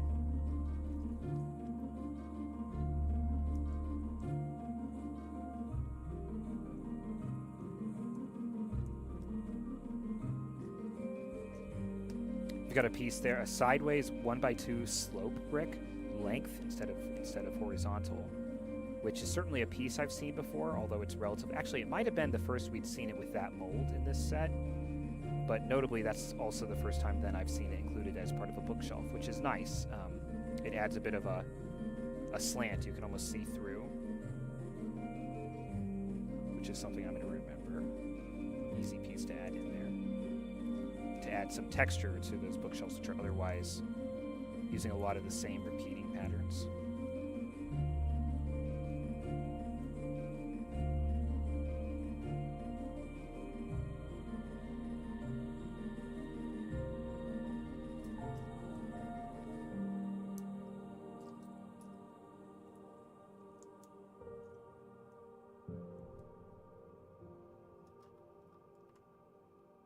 Go.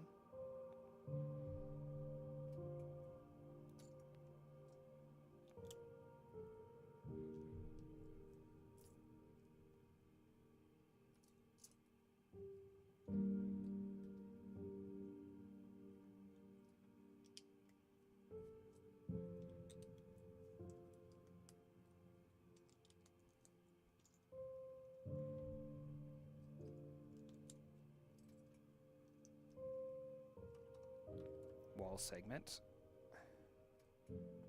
Now for another one. And again, the way the angling is handled here is quite different than it was on the lower level. On the lower level, those wall segments are sort of removable because they slide in from the top. But it also meant that they didn't line up quite as obviously as they do up here. Whereas up here, it's pretty challenging to make a mistake because they're sliding onto actual other bricks. And because it's challenging to make a mistake, it's also faster. It's guided. Wall segment. Snap that bookcase into place. And one more.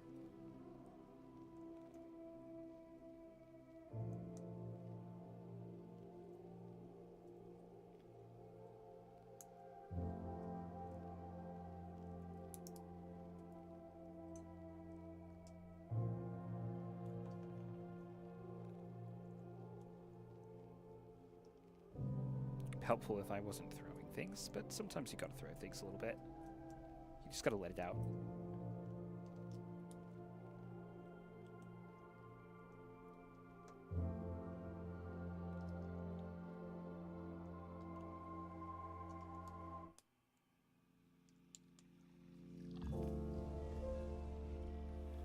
Looks like we're gonna move into some sideways build to fill out this wall, which makes sense. That's more of what we expected based on the way the lower floors were put together.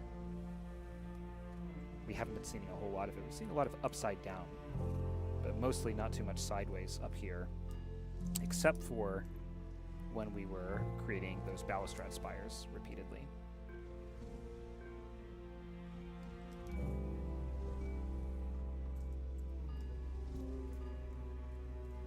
I need another grill tile. There it is.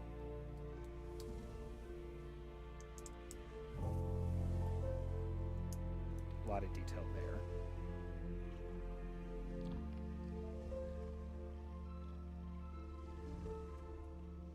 And there's our last wall segment. Now we'll pave it off on top.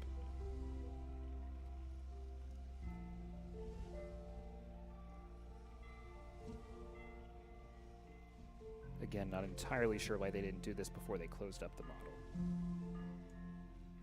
Or before they connected the two halves, rather. They did one side, but not the second side.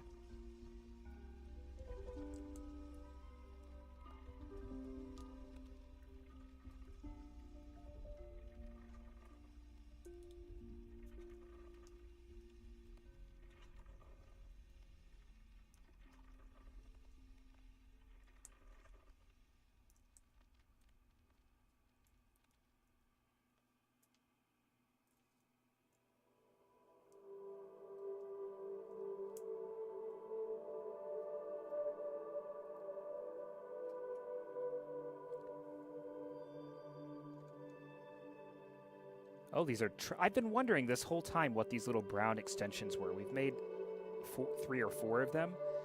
It says, the brown element used for the trebuchet was first introduced as a robot arm in the 2006 LEGO Exoforce theme. Exoforce was something I enjoyed a lot, actually. A first attempt at LEGO making a mech theme. Mechs are now a staple across many different themes. We have Star Wars mechs, a lot of Ninjago mechs, which is a LEGO in-house theme.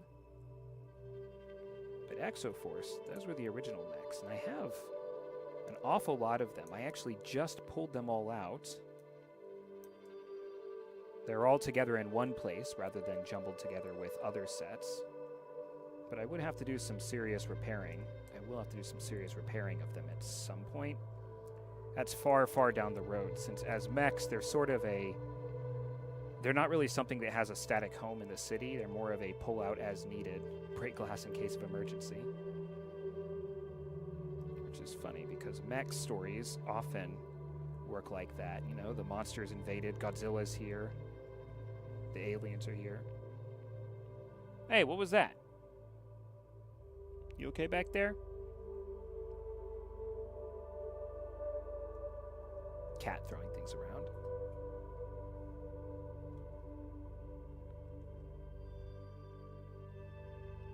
that is definitely missing a piece. Let's see. There it is. Like so.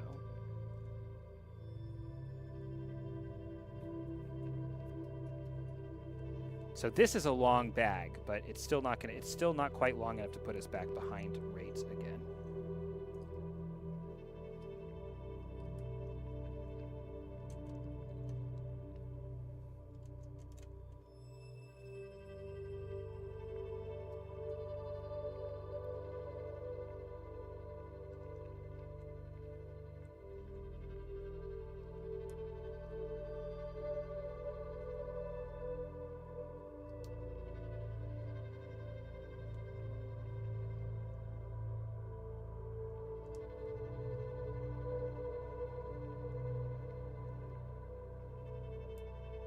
I figured this was going to be a sideways attach. There it is.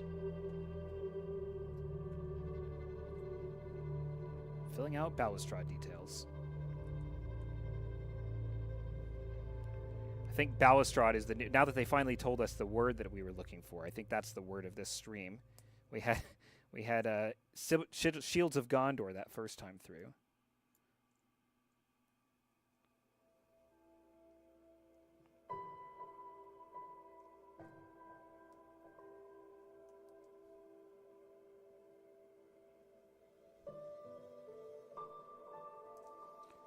Funny enough, I'm pretty sure the first time I saw the word balustrade was actually on a magic card, and notably it was on a Russian magic card. There's a magic card called Balustrade Spy, which I pulled in Russian. I was like, oh, that's an interesting... It's a kind of word that you've probably heard before, but unless you're like in the field of architecture or something, you probably haven't heard it in context. So it's like, ooh. And Balustrade Spy is a vampire. Uncommon? I think it's an uncommon. Who is, as you might expect, lurking on a balustrade, ready to get somebody.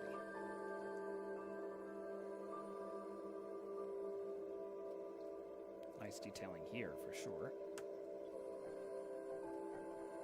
And now we'll tile it off. 3 to 2.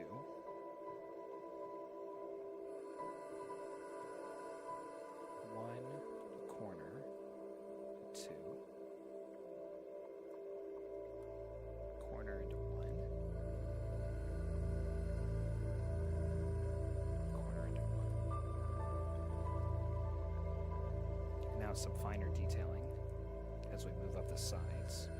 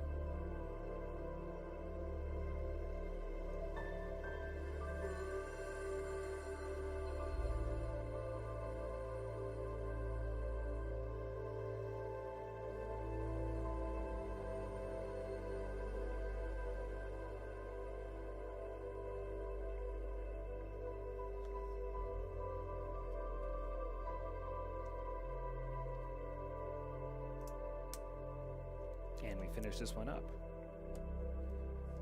We lost a little bit of time there, but we're still overall on rate for sure. There we go. 46. On rate is below the 70-minute mark. So we continue.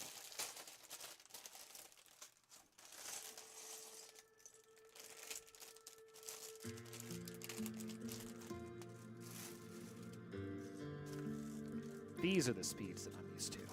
This is the good stuff. I don't know what it was about. I guess it's because, like, all the first 40 bags were like that bag 45 we had right there. Just an immense amount of detail. This looks like a pretty... These next 4 actually all look like they're pretty big, but I think we can stay with it. I think we've got a lot in us still. And we're starting to do architecturally interesting things as well. So, put that up there.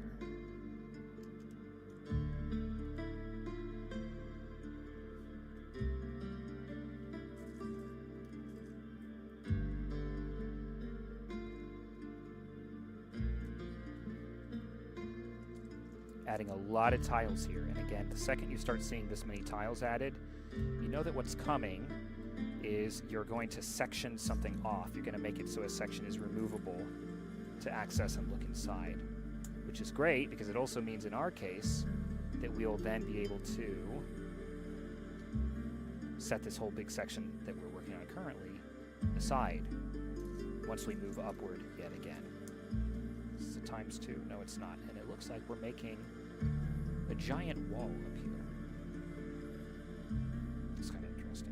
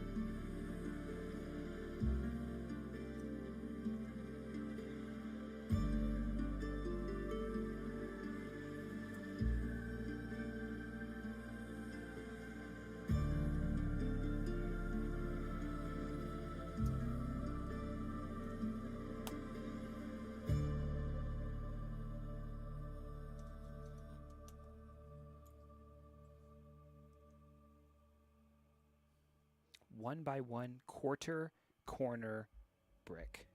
That might be a new one for me. Or at least it's new enough that I've seen it only very rarely so far. Pretty specific, but good for detail.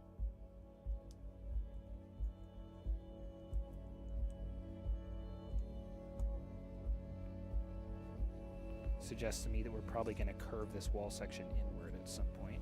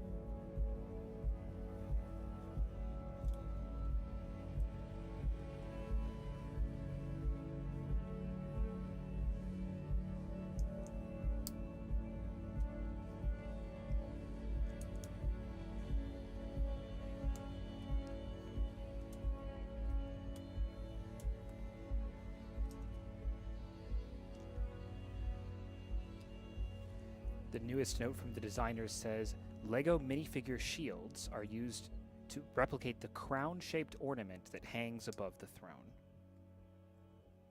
Where are they attaching the far one? I see why.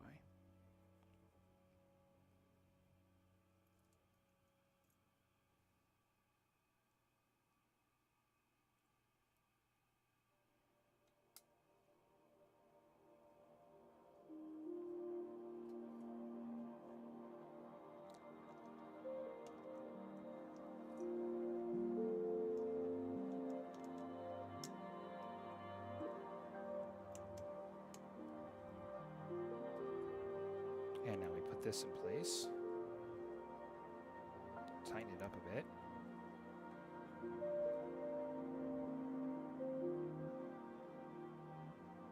Like so. I see. Upward we go. And then we immediately turn to the sides to keep adding more detail.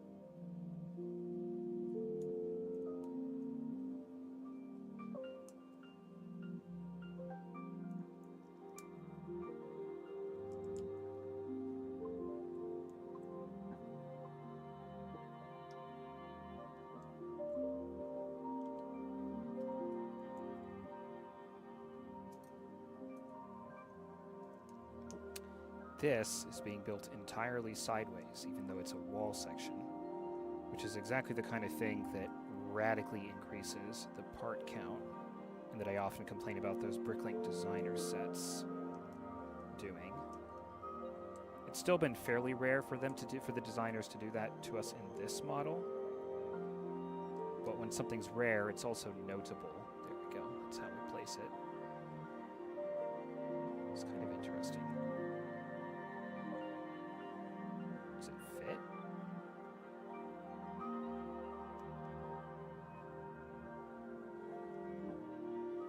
I see. There we go. And we keep going.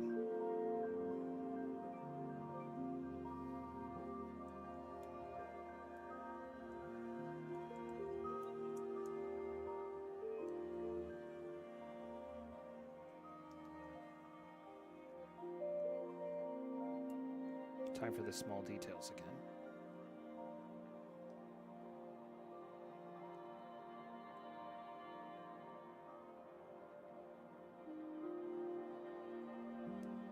And we're once again connecting side bricks and headlight bricks.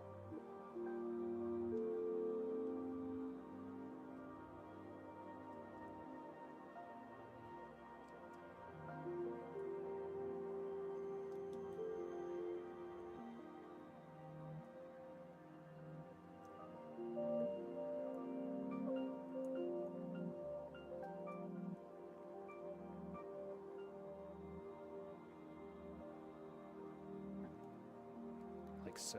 That looks nice.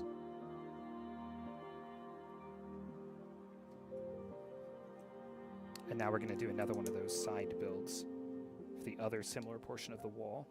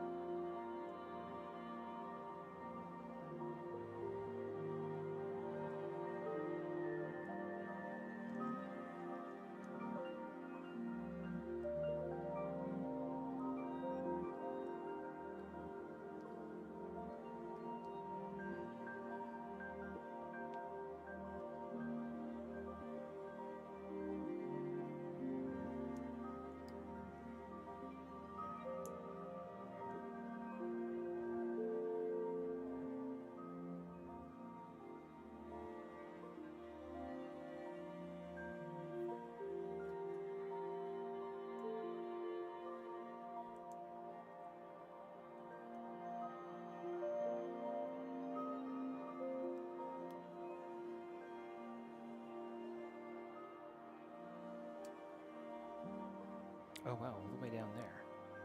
But where? Here.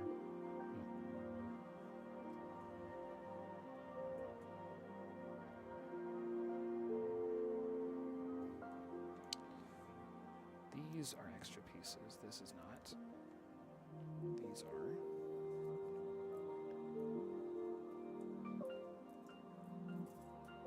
Where did these go? Uh-oh.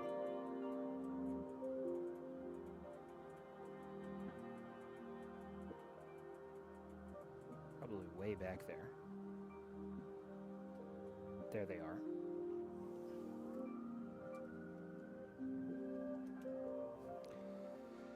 That was a 16-plus minute bag. That one definitely took a while, but we're still at rate. So now to stay on rate, we're going to hour 20, 1 hour 20 minutes, or hour minute 80 might be the way of putting it for this bag, which is 47. Let's see if we can stay there as we make what appears to be a number more wall sections. It looks like we got a lot of big pieces, not so many smaller ones. Let's see if we can maintain it. Like I said, we're gonna stay no breaks until we get off rate again. So pushing right on through. Good old classic building section, it looks like.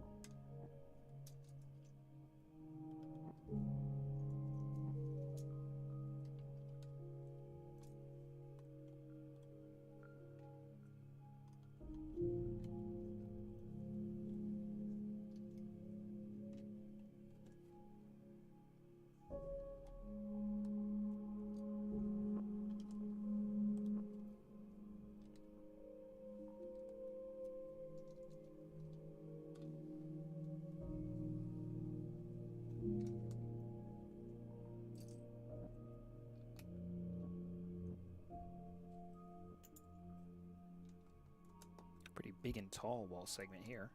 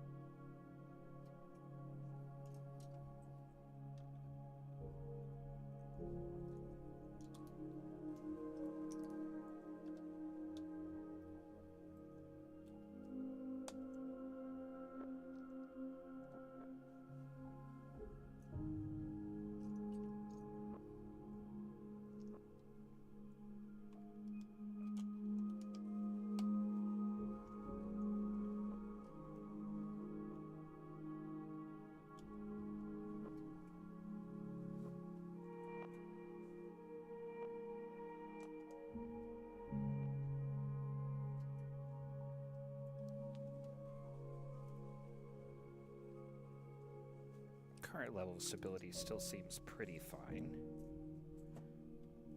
I would still like to avoid picking this up and moving it around too many times, though. And we can see just how this slots in.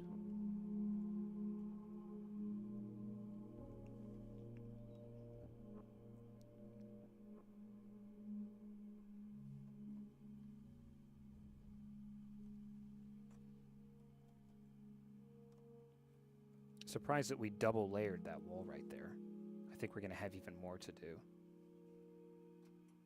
Seems a bit redundant.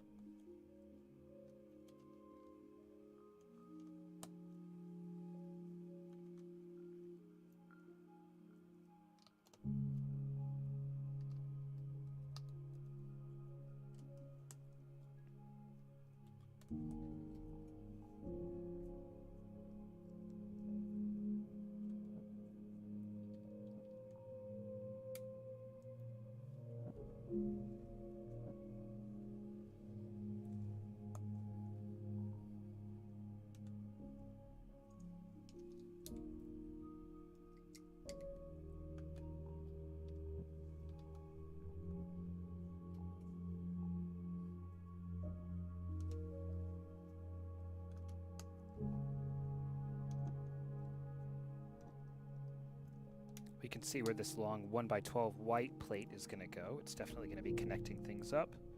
That's an extra piece. So let's put this wall in once again.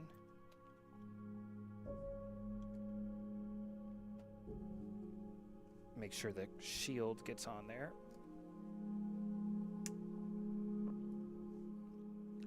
And then do as they ask.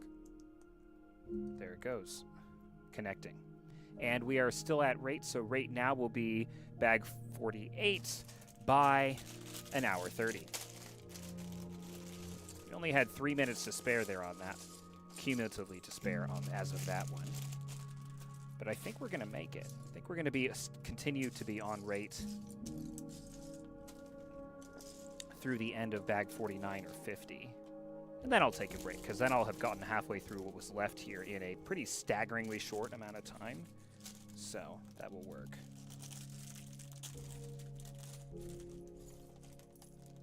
We're going to do something pretty interesting here, actually. They said grab these 2 pieces from off the side, these gear pieces, and one of these pipes, and get moving.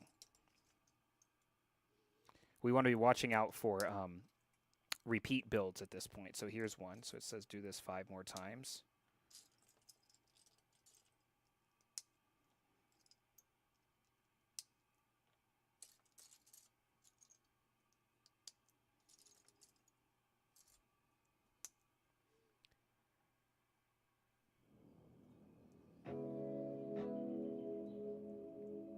And then spread them out like so.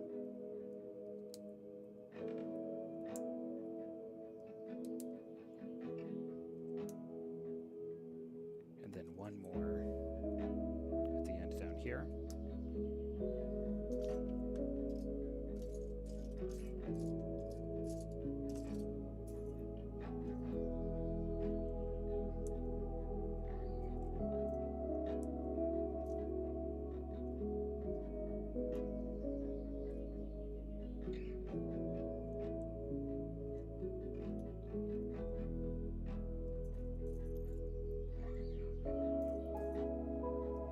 The grind must go. We're actually, so it's nice. I feel pretty invested right now.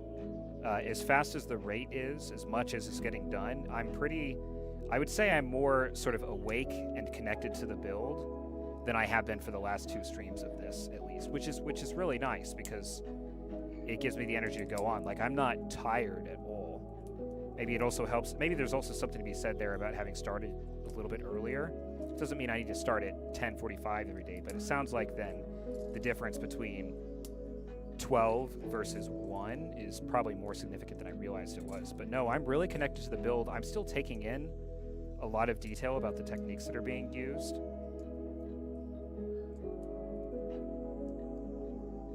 Pretty good shape. But it's unmotivating to, like, realize, oh no, I thought this was going to take, oh wow, hold on, let's get this in there. We need to switch the POV for this. Where are the connection points? They're there. And then that's back there. Beautifully ornate details. Let's put this one first. Yep. And then start folding it in to get this one. Like so. And then same over here, folding it in. That's very pretty. It's definitely opulent. The gold accenting the black and white marble. Yep, and they made sure that we connected those correctly, but we got it the first time. So now we're adding a cross beam. So what we're clearly doing here is preparing for something to sit on top of this build. The final level.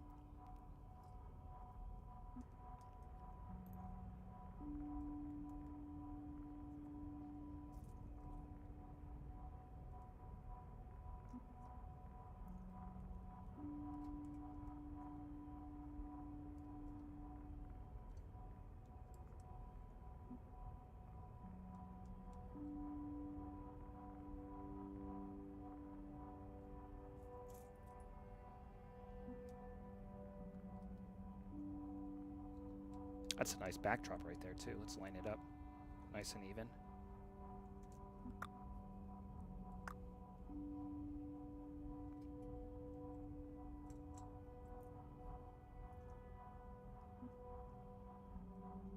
And this looks like we're maybe constructing some kind of hanging chandelier or other centerpiece. Lots of gold still.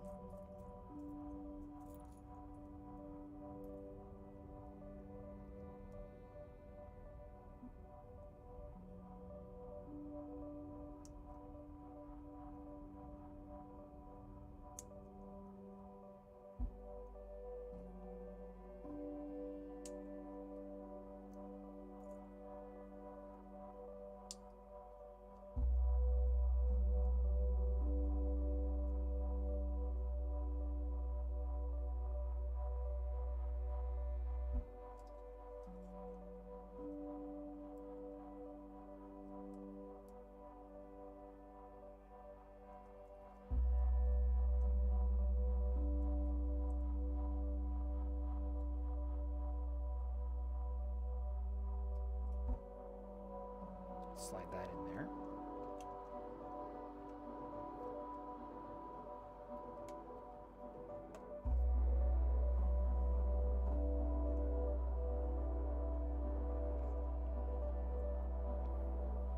Very nice.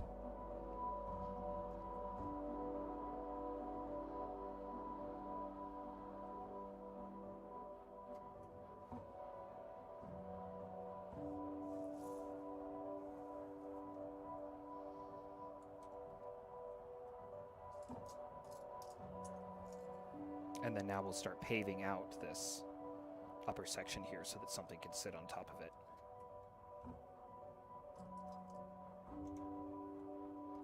Definitely appreciate how much the model is designed to be able to be viewed from the front or the back equally. It's very nice.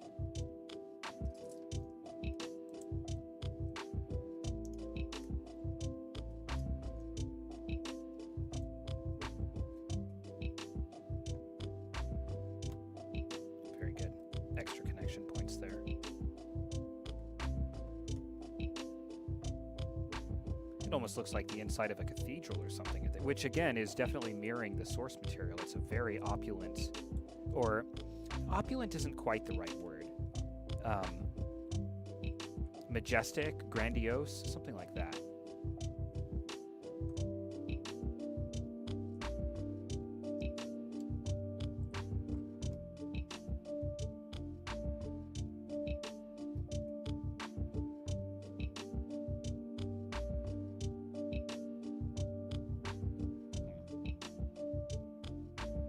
Yeah, it's pretty good.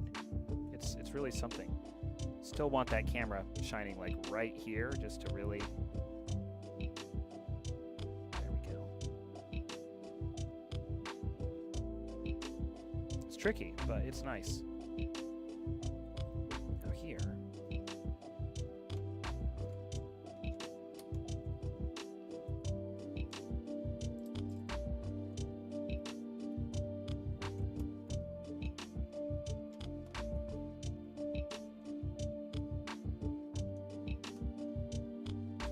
Bit of asymmetry. Not quite sure what we're doing with it yet.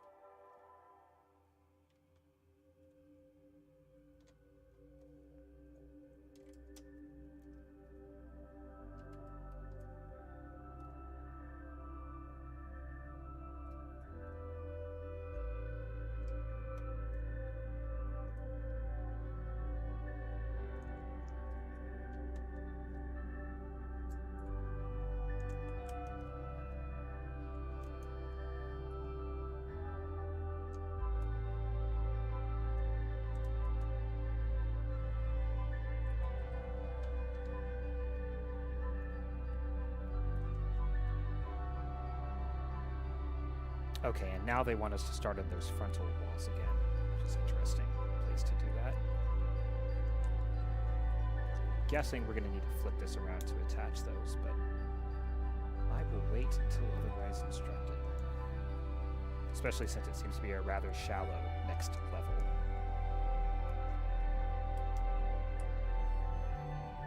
In fact,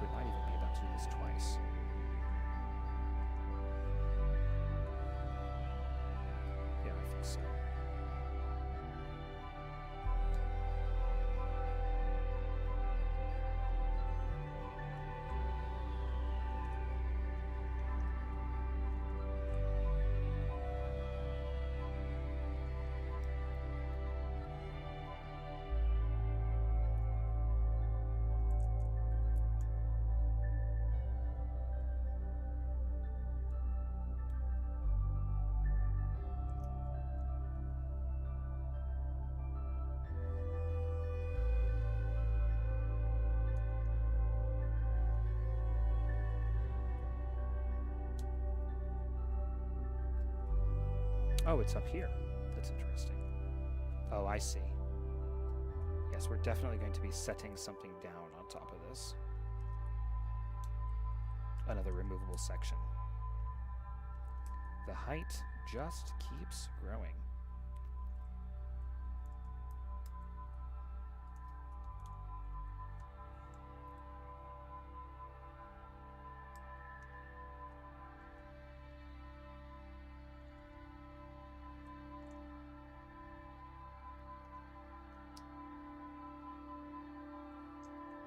I'm remembering that I think there's like an asymmetrical tower to Minas Tirith, so I think that's part of where the asymmetry might be starting to creep in at the top here.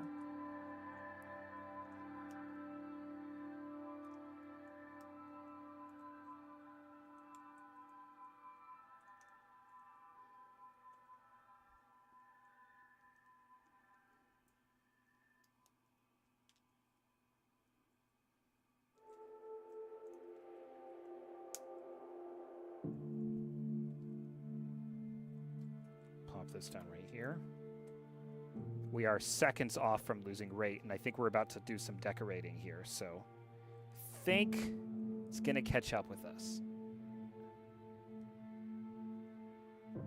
But not without a pretty good fight first. And we're not far behind it either.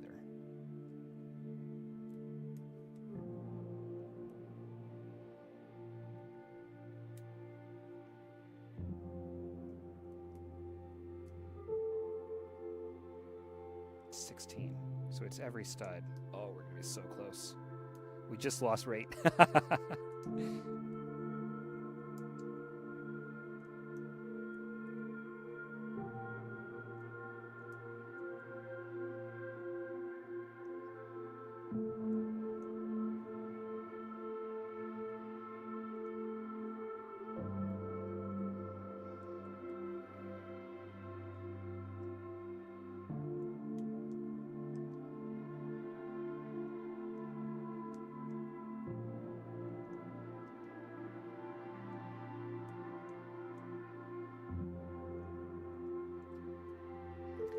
On the banner of Gondor, the 7 stars of Elendil are represented over the white tree.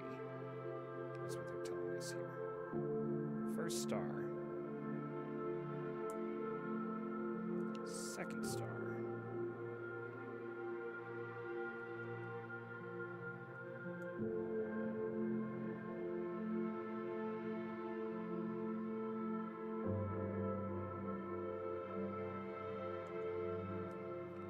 Third star. Fourth. Oh, that's actually very nice. We'll see in a second.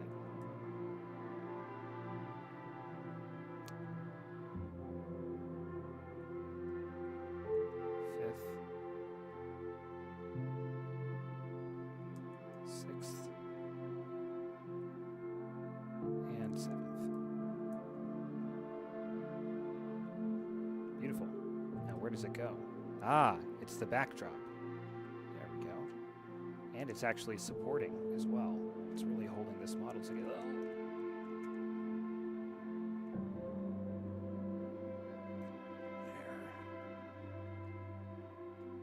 There, and up here. Beautiful, beautiful backdrop. 2 minutes and 11 seconds behind rate on attaching all of that, though, but that's okay. We might make it up with bag 49, which appears to be both small and largely composed of bigger bricks. Oh yeah, this is a tiny bag. Let's see what we got. This is pure, completely structural, I can see. All right, we're going to start that. It looks like we're starting the rocky outcropping that is famously on the front of Minas Tirith. In fact, we might even be doing the whole thing here. Hard to say.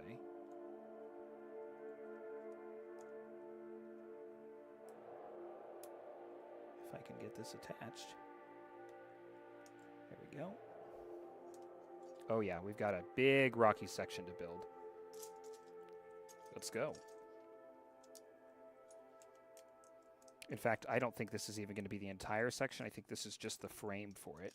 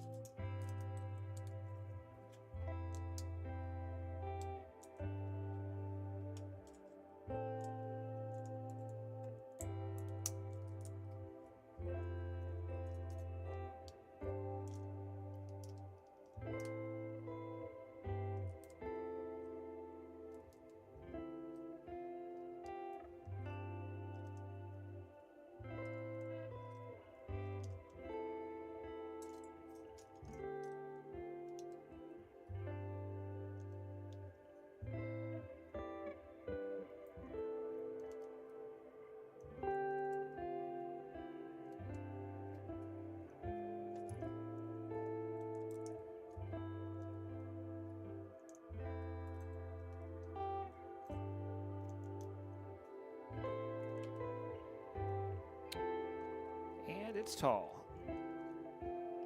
It's very tall.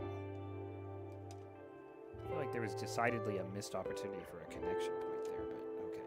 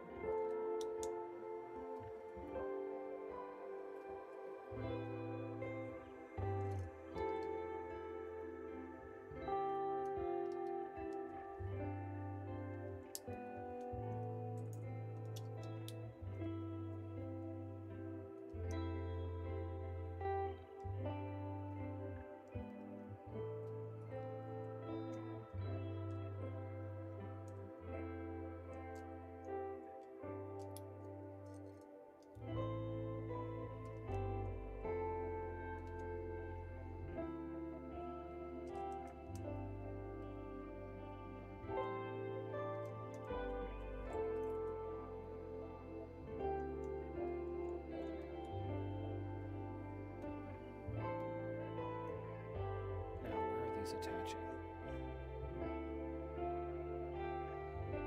Right there, it looks like. I really don't like the fact that this... Well, I guess we're going to attach it using the sideways studs. I would have attached it using more Technic bricks, but that's fine. I was bound to have a critique somewhere.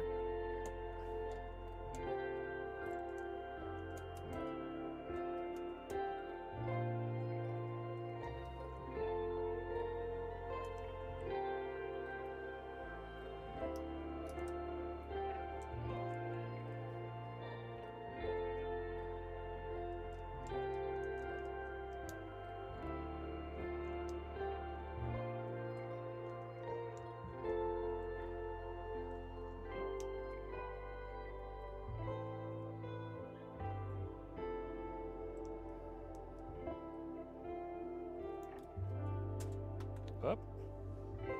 Drop those.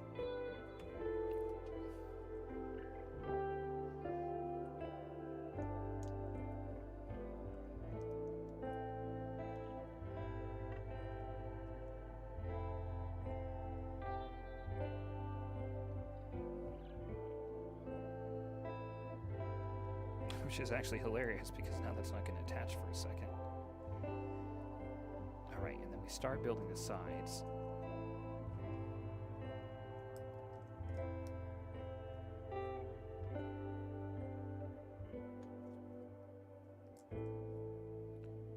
And they go like so. Leaving one stud at the bottom. Okay.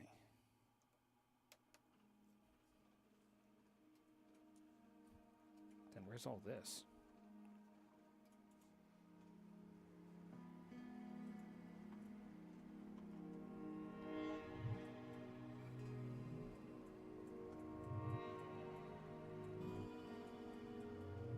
So that would have brought us right back on rate, but I've missed something. Aha. Aha. Here it is. Right where I had a complaint. There. There.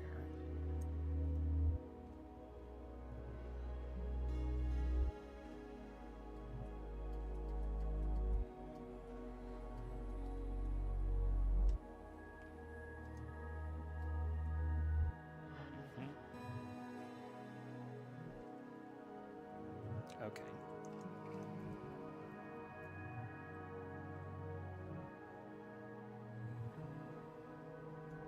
So this actually will attach.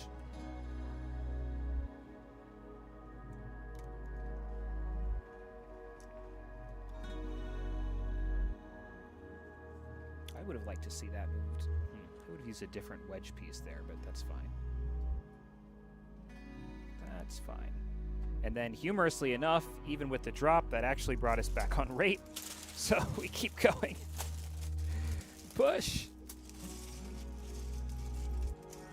I'll finish bag 50, and then I will take a small break. And then we'll be able to push through the last 10 bags with relative ease in probably another hour and a half, I think is about right. Which is not bad. Not bad at all. This will be another quick bag, too, looks like. Alrighty.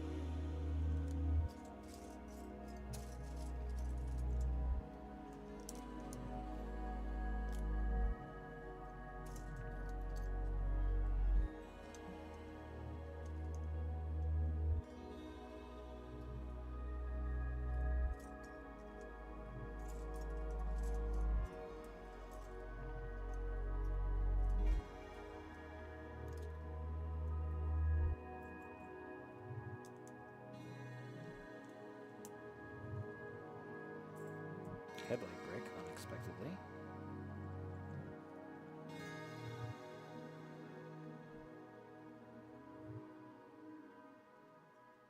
Sometimes they do that just so you can see where you are when you flip the model over, which we were just able to do here.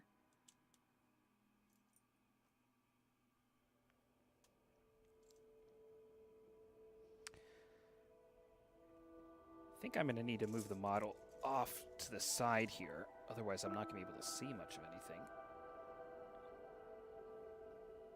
That'll have to do. Especially as we keep working on things like rock wall sections and so on. Yep. And then we can go back like here.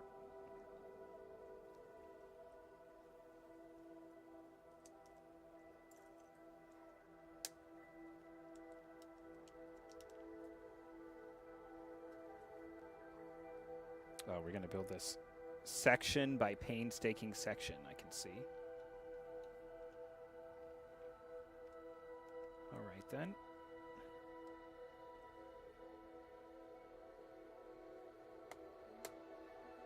Got it.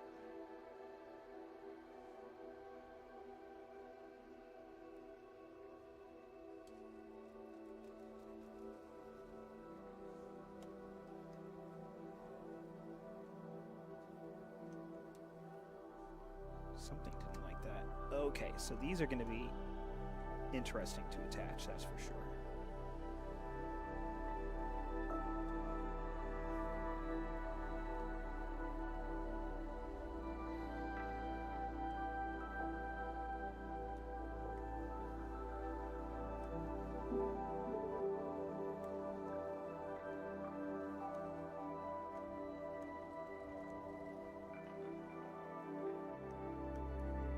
There. Next.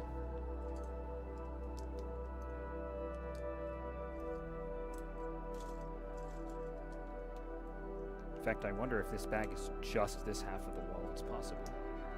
Or it might be the whole thing.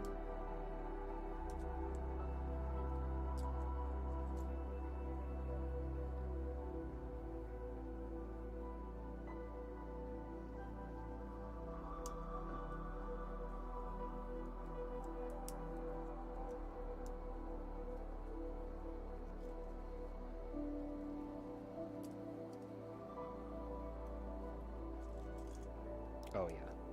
Big wall section coming.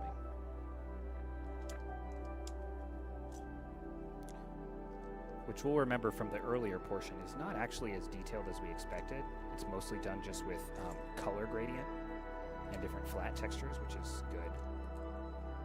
You could have added a lot of unnecessary detail here, but they were conservative.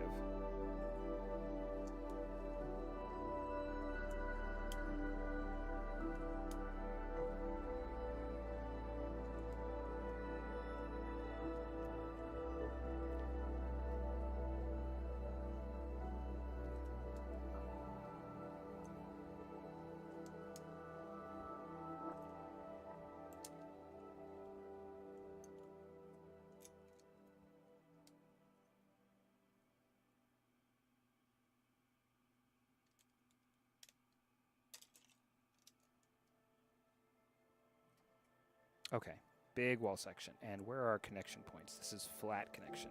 So this is actually easy.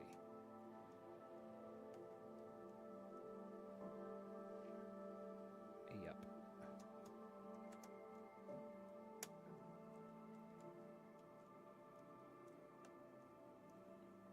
Yeah, very straightforward.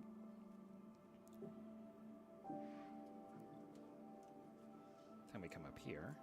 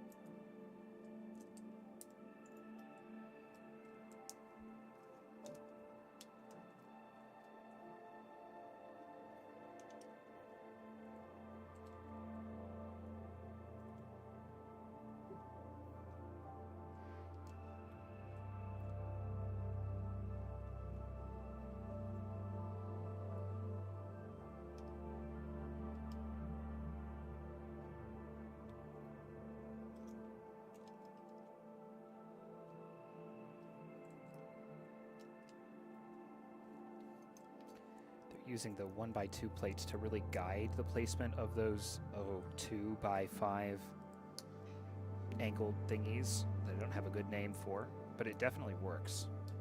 It's hard to misplace them when you've got those as a guide. Here, we're going to do it again. Yep.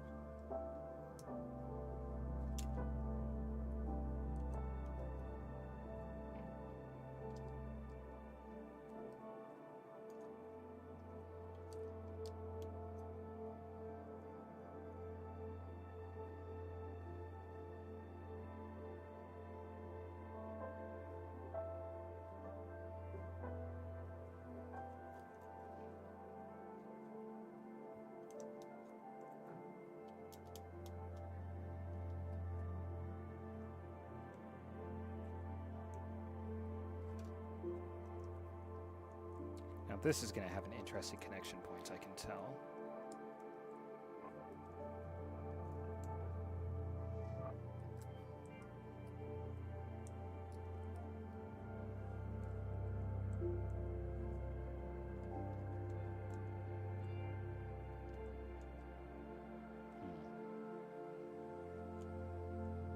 It's off-centered. It's jumped.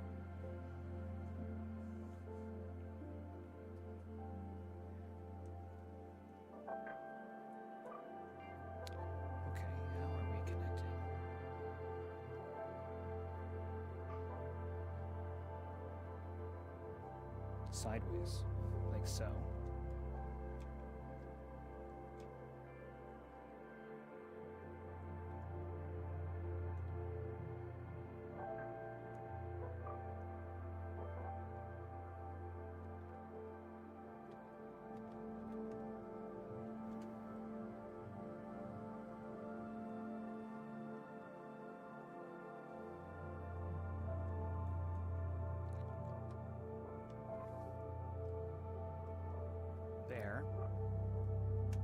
click, and in.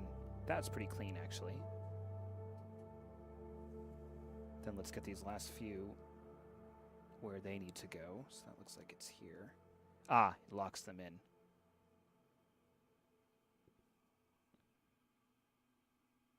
That can't be right. No, it is right. That's going to fall off. Cool. Well, we got to do bag 51 because we know it's just the same thing on the other side. Get that entirely out of the way. And do it like this. That's a nice view.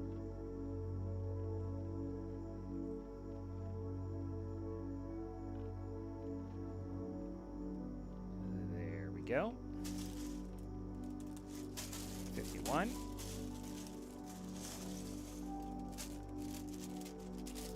Two o'clock on the dot.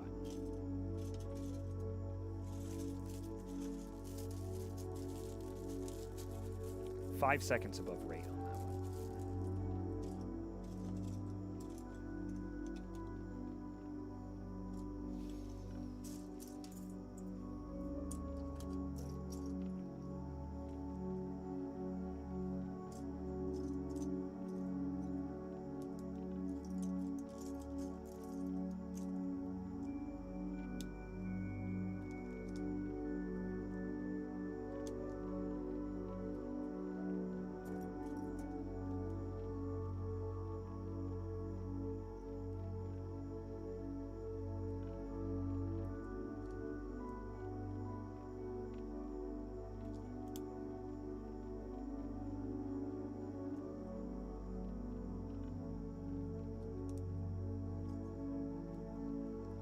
And these steps are all, of course, familiar since they're basically mirrored from the other side.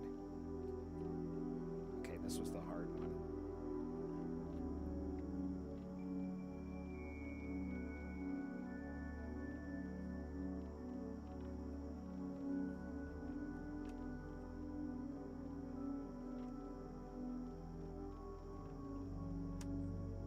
Got it. A little easier this time.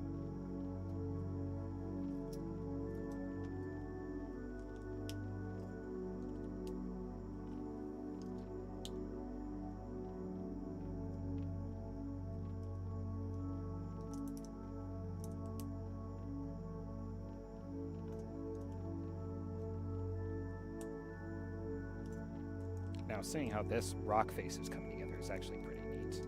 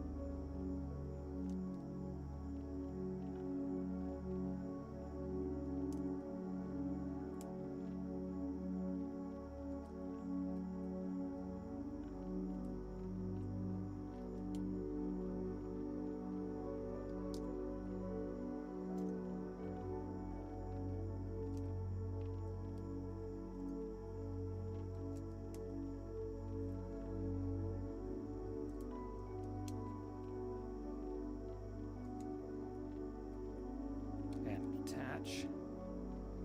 So that's here. You get to see this with a bit more detail than the last one. And it went right on. Looks like we're missing another two wall sections at the bottom here as well. Smaller ones. So that's probably bag 52.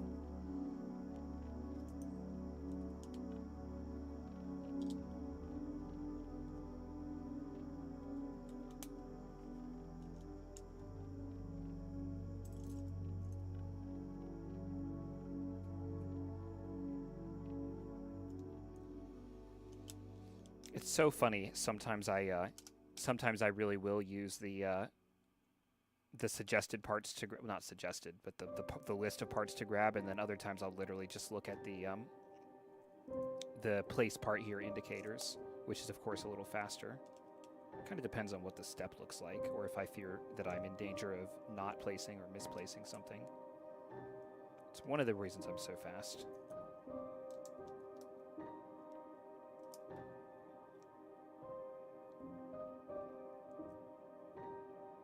Not the only one, though.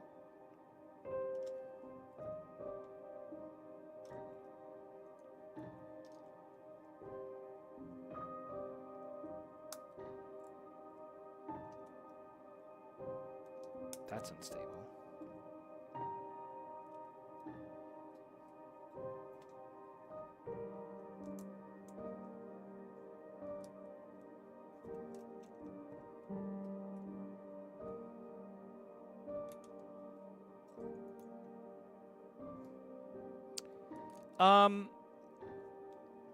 So two different questions. Do I ever attempt to build something that has instructions blind?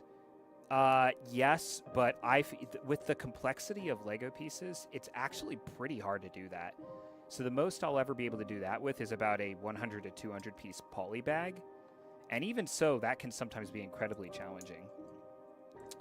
And then there are some really old Lego Star Wars sets that had like suggested extra builds. So now you're talking about using maybe 800 pieces to build something that you know can be built, because the designers have shown that it's possible with just a few pictures as a guideline. Those are really fun. There's a whole website dedicated to reconstructing those. I think it's called something like backoftheboxbuilds.com or something vaguely like that. And midway through last year, I went through and there was a back-of-the-box build for the 2001 Star Wars Episode 1 Trade Federation MTT that I really wanted to build. And I had done it once before, so I knew it was possible. And we actually went through and we reconstructed that without its instructions blind and had really a good time doing it. It was fun. It took all night. So yes, but it's fairly rare because it's very, very time consuming. Now, of course, I will definitely free build. And the best streams are free building, where I have an idea and I've ordered some parts, but it's time to actually like put them together and execute that. And that's way more engaging content than anything I can build with instructions, even something as interesting as MINAS TIRITH. Oh, let's get this.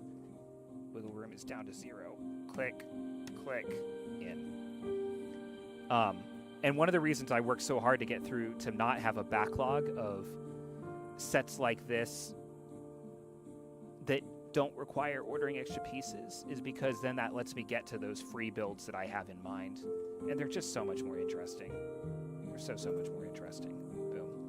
Now, bag 52, we've got this Gondor soldier. Let's get this. I mean, I'm just in the zone. I'm just like absolutely in the zone here. We're looking at like a 330 finish, which is so much better than my estimate when I sat down. But as I said, just for some reason, the size, I mean, this is like a quarter of the size of what we were working with the last 2 streams. This bag here is tiny, teeny tiny. So I don't know. I have no explanation. Yeah, so I really try to get through all of my static builds so that we can do those free builds, which are more fun. But yeah, usually it's one or the other. Usually it's either building something that has instructions by its instructions, or free building. Building something like Grond, that little barricade that we... Oh, I see what we're doing now. That little barricade that we started off the first MINAS TIRITH stream with, that was about 300 pieces. That's something that I probably could have free built, or could have built knowing that it existed with like 5 or 6 pictures, but without the instructions. But it would have taken like 10 times as long, for sure. So, it's a fun challenge, though. And another thing that I've seen folks do is for little Lego poly bags, which are about 100 pieces, they'll actually build... Oh, so actually, people will do this for all kinds of things. They'll actually build the set in its bag. So, like, here's bag 53 that we're going to get to soon, and they would, if it was like a little tiny size Star Wars ship. It's usually 120 pieces per bag, and they'll actually sit in here and manipulate it from within the bag. Look, people, the point of this hobby is there's a million different ways to enjoy it. Maybe we'll do a poly bag manipulation like I was just talking about on stream at some point. I think I have some Lego Minecraft poly bags laying around that I haven't quite built yet, so we could do that. It would be interesting to watch, wouldn't it? We'd get the camera like right up in there. It's almost like that would almost feel like one of those you know, those puzzles where you like have the ball and you need to rotate it along the platform to go in the right holes without falling in the wrong holes. Something like that. Let's go vertical again. I think it'd be kind of interesting. There's just a lot of different things you can do with Lego. Now that wouldn't work very well here because each bag is cumulatively adding to the contents of a previous bag. And because the space profile of the sets is of the bags is wider than the bags actually are, or wider, more 3D space. But we can find some things to do that with. It'd probably be really frustrating for me, or very interesting. 2 hours flat, no break. Early on, I did some streams that were long. They were like 3 or almost 4 hours without a break. You start to run on fumes at some point. I don't know, everything is just humming today. I don't know what it is, but it's working. It's the finish line rush. Now, I don't know that I can do 7 more bags here without a break, but I'm just literally, each bag I pull it up and I go, do I want to build this right now? And I go, yes, and then I started going. Okay, this is an interesting connection technique we've got going on here. What are we about to do?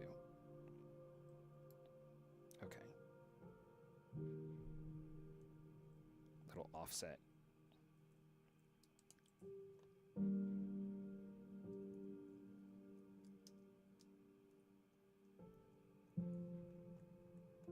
Ah. That's very specific.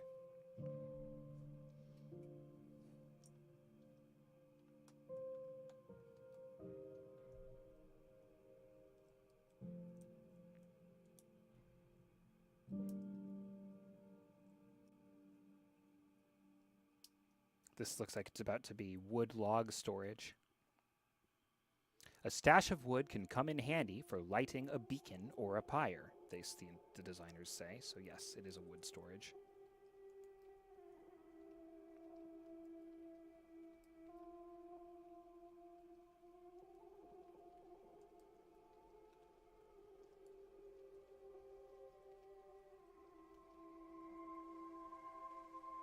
Sideways. Pretty common. I've seen this in numerous different sets before. But still used to good effect.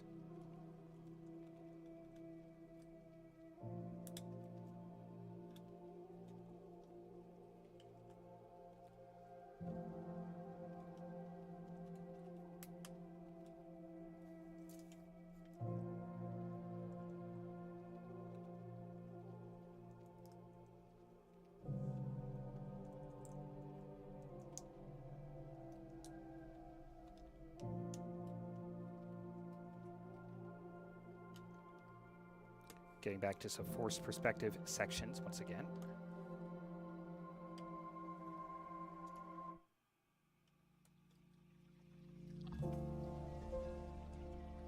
Where it's literally bigger on the inside.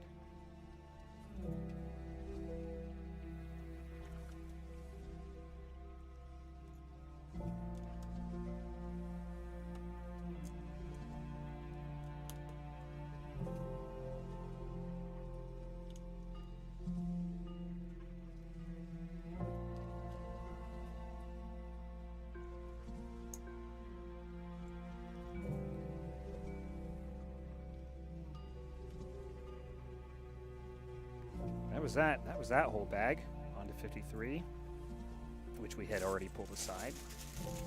Another small one.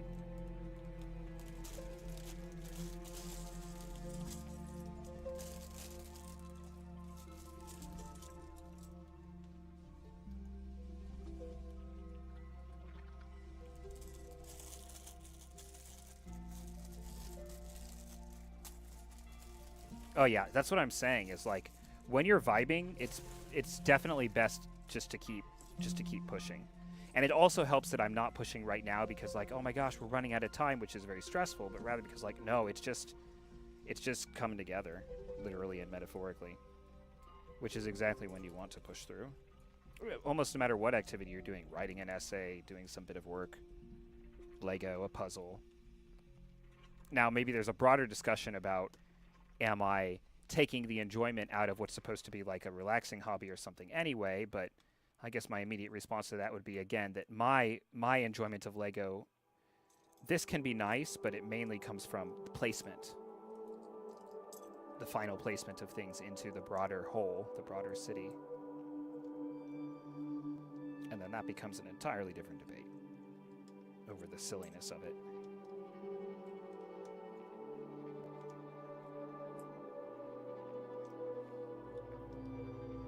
So, yes, the completion is the enjoyment.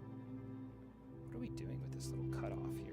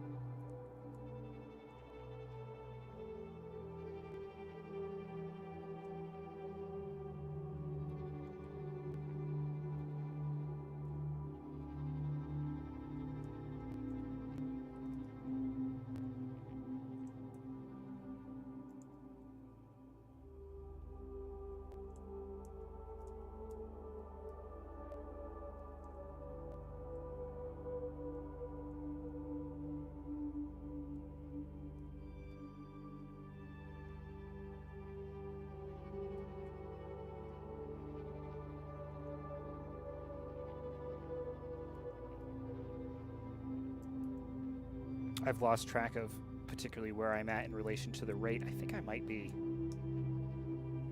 I think it's probably the 3-minute mark here. I think I'm kind of right on it. We were still creating more. But I mean, at some point it stopped mattering because once we shifted the average from about 14, 15 minutes down to about 10 minutes, like it becomes clear at that point that what timeline we're going to finish in, which is going to be like 2 hours earlier than initially estimated, maybe a little bit less. Which is just absolutely beautiful, and made this doable today instead of just miserable again.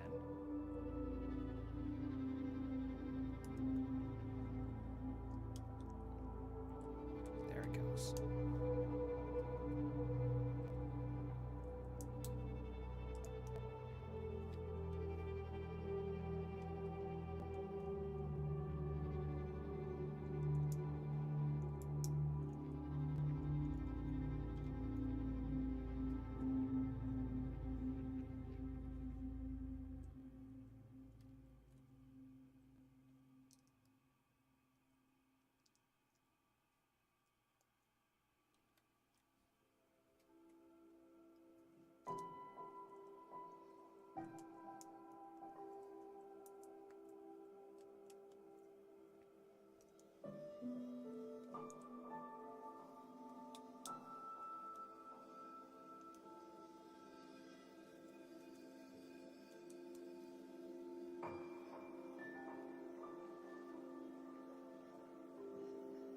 Beautiful.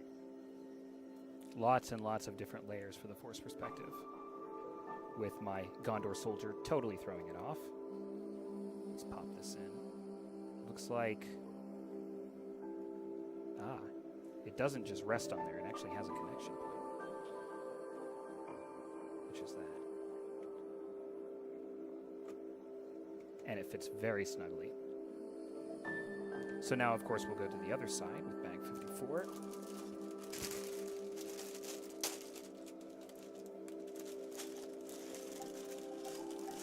little bit more substantial.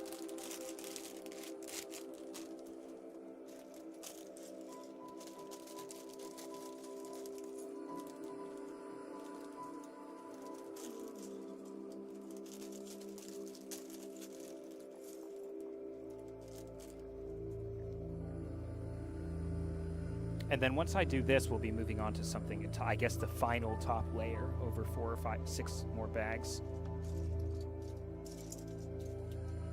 And the tower that I said I think I remember. Actually, here's the tower, the asymmetrical tower that I think I remember. I can see it on the instruction preview, which means this is going to be 2 bags to get to the top, at least. So I feel it. I'm going to take 5, and then we'll come back and we'll close this out with less than 1 more hour, I think.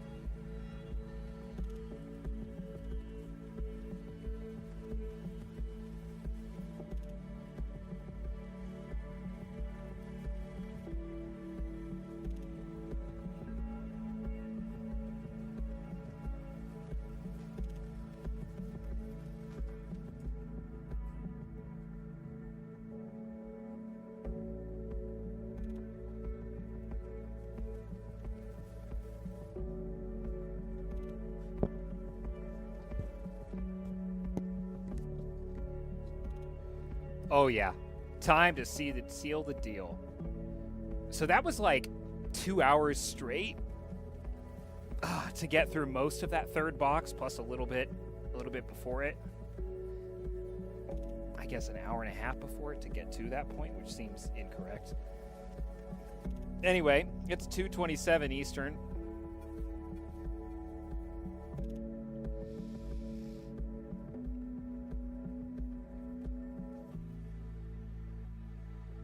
Yeah, we got this. All right, let's pop right back in. So we have 7 bags left. I think that's right. They're going to go fast. We will be done before 3:30 Eastern. We won't quite make it by 3 Eastern, which would have been nice, but we'll be really close. And now, like, the rate and all that doesn't even matter anymore at this point because we're just there. We're basically just there. Just have some flat working space here.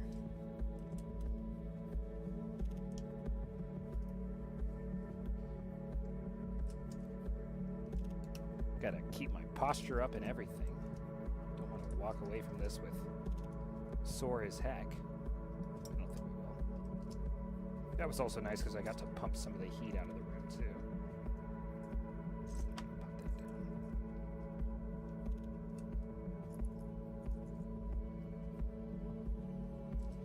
The final countdown, or perhaps the final brain cell. Quite possibly all of the above.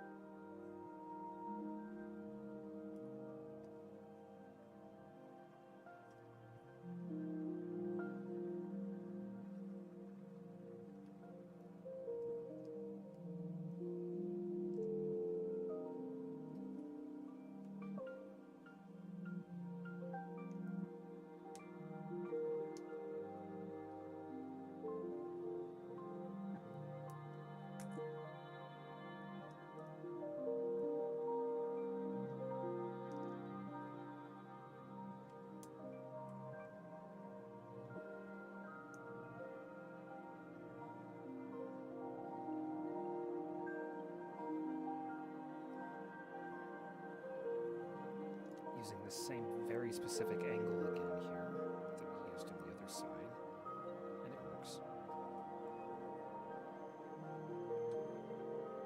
Now something fun. get to place the corrupted Palantir, showing the vision of Sauron, which is what made Denethor lose his faith in man in the first place. Let's switch that POV up, take a look at this bad boy. Looks like we have on the one side the Eye of Sauron. Let it focus. Come on, camera. I've seen you do this before. On the other side we have... I think that's a vision of Gandalf arriving at the Pelennor Fields on Shadowfax. So that's very detailed and definitely new. Come on. Find this sweet spot. I saw it focus for a second there.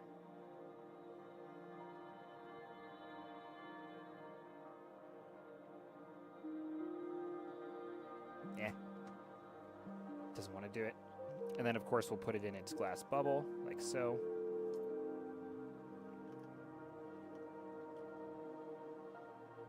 I like the Pelennor Fields vision.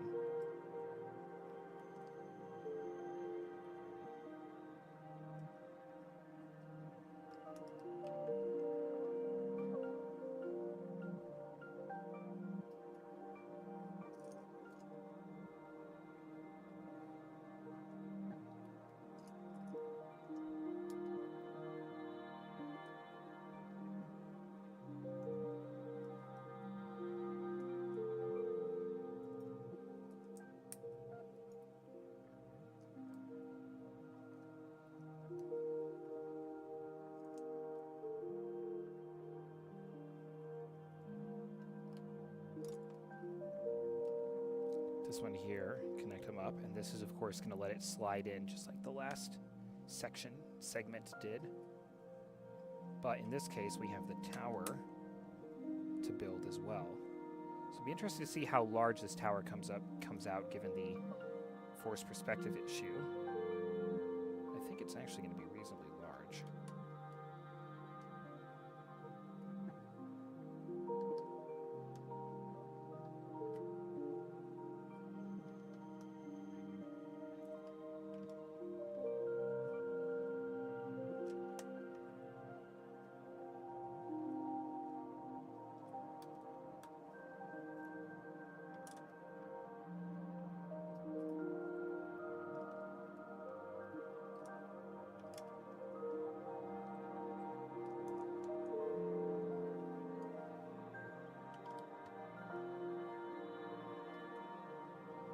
Interesting.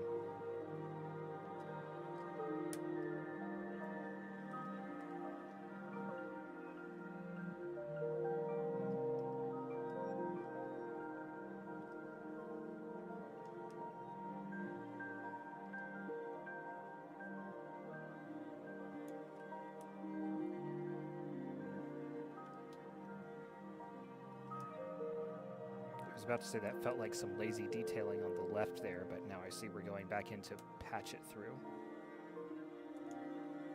It's pretty subtle. It's still pretty subtle.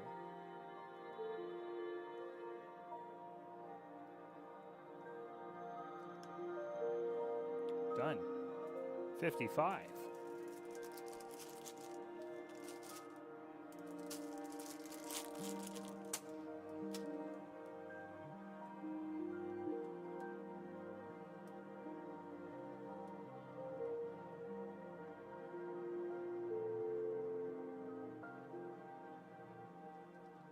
Huh.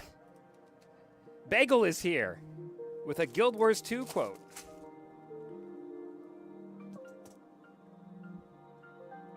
No, no, no! We should go to the armory. That's where Zadarajni is likely to be. That's how I feel about that. Don't worry, we'll get there. We'll get there. The best part is I can spam it. No, no, no, no, no, no, no, no. No, no, no! We should Beautiful. Go to the armory. It's so good. That's I've where literally Zadarajni had is likely to be. create this soundboard. I mean, frankly, the idea of capturing the sounds like that predates me streaming by like multiple years, I think. It's so impeccable. And I don't think I was telling you this. So I was telling Antilles this the other day, but it's like, the process that I went through to capture the sound is so pure that when I listen to it on its own, I can literally hear the echo of the voice actor in the silent sound room for the recording. That's how pure the sound line is. So I'm really, really excited to use the same method to get the rest of the ones I want to capture over time. I'll stick to kind of just like adding in like one a week, but for now, but it's like, it's so good. No, no, no! We should go to the armory. That's where Zadarajni is likely to be. It's going to be, especially like, it's one thing while I'm doing the LEGO streams, but when I'm doing like, say, Pokopia on Wednesdays and stuff, or whatever else is happening, like, oh my gosh, it's just like one click away. It's going to be so good. You see me like light up about it. Like, I'm so excited. I'm so excited. I waited so long for this. And when I finally did it, I really set it up properly. So I'm like, yes. It was literally always meant to be. So good. We're building out a brand here, you know? We're branding it up. So excited. Then Antilius is like, the next thing I need to figure out. I actually already have, if you guys are on Twitch, I actually think I have a couple of custom Twitch emojis set up, or reactions. I think if you go to the reactions, you can find Bulbasaur, Charmander, and Squirtle, which is super fun. I haven't seen anybody play with that quite yet. But I need to like do like the, you know, like new subscriber and buttons like that, which I'm excited to do at some point. But it's kind of like, you know, figuring out one or two things at a time. Okay, so yeah, I set up the cats. Okay, so maybe it's not reactions. I know the kids that, hey, there's one.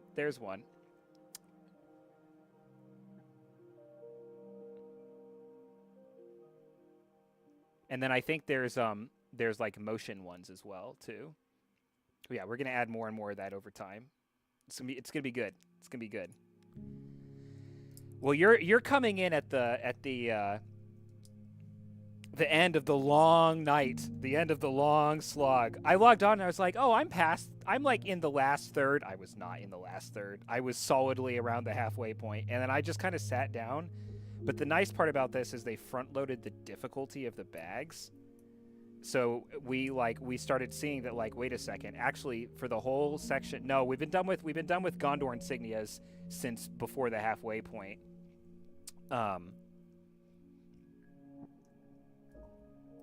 Although I'm still really looking forward to making a sound clip of reacting to that. It's gonna be very fun. But no, I have a lot to do. But it's all fun. Like, I'm loving this stuff. This is a great time. But no, and then we started realizing, wait a second, in this final 1/3, I'm actually pretty much on rate. Like, those first two streams, like, it was always like 14 minutes per bag. It was taking forever. But then it started getting to a point where I was at sitting right around 10 minutes per bag, which is more of what normal rate looks like. And I was so annoyed that I hadn't been there. And I was like, wait a second. If I'm back on rate, that means this is finishable way quicker today than I expected it to be, meaning I can still enjoy some of the rest of the day. Starting to get a sense of how they're doing the Tower of Force perspective here. It's just way scaled out. This must be a huge tower in the source material. So there we go. Oh, there's more to come. This Lego piece was fairly newly invented to be part of, to be the bottom half of a Minecraft shulker box. And if you're sitting here going, I don't know what a shulker is in Minecraft, frankly, me neither, but I know it's a creature that is shaped like a box and that this piece was invented for it. And now you start to see it show up as various other things. Here's another one, like Imperial supply crates and things like that, which is pretty cool. So again, just constantly speaking to just the flexibility of the medium, which I think is very cool. Seeing they fit together like so. This is our beacon tower, because the beacons, after all, have been lit. Gondor does call for aid. And it appears that I built it upside down. That's okay. This is fine. It's fine. Oh, it's all coming apart. Where did that piece go?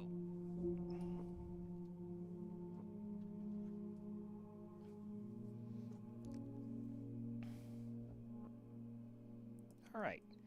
Once more with feeling.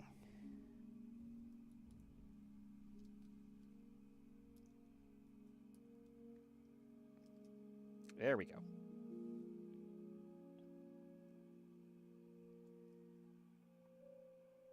Yeah, that looks a bit nicer. Now for a little bit more forced perspective detailing.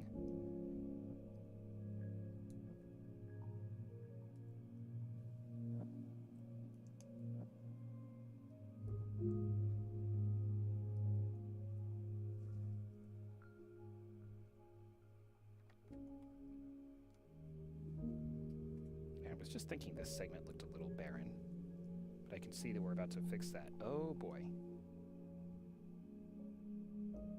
Take the time to get these on correctly.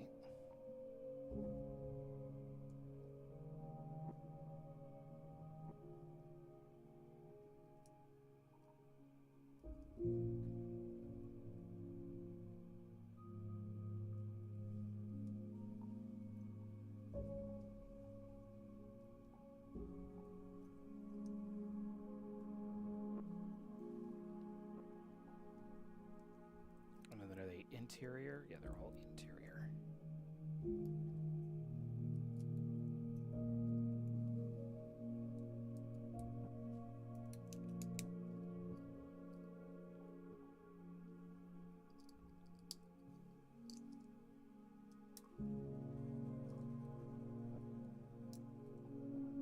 I'm just so delighted to spread the religion of Guild Wars 2 brain rot sound clips to the subscriber family and to the listener family. Like, how could folks go so long without experiencing this? No, no, no! We should go to the armory. That's where Zadarajni is likely to be. It's pure, it's clean, it's sweet. The brain rot expands and takes over everything. Yeah, there we go.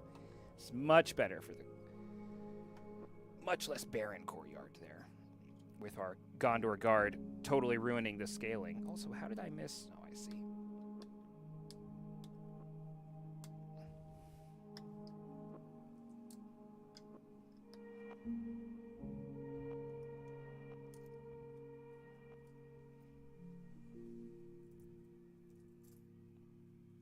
Then I think we can slide that in, bringing the model all the way back. And let's go aerial. And it's going to go like so. And the last one went in pretty easily. Let's see. Yep, easy enough. And now at this point, we would actually be able to connect the two models, but I think we're going to set that aside for right now because we're literally going to be out of workstation workspace. So we'll pick up bag 56, and we'll get started on the rock segments that would... Oh, no, actually, we're making another tower somewhere. Why are we doing that? I thought we were going to connect the rock segments here. Interesting. I guess we'll come back to that. This is a small bag, though, because, again, it looks like a big tower, but it's forced perspective, so...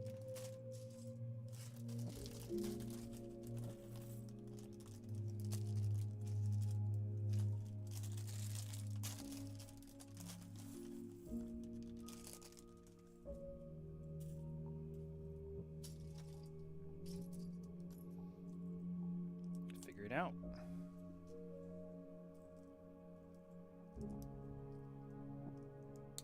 There's like no escaping from this set. It just goes on. 60 bags.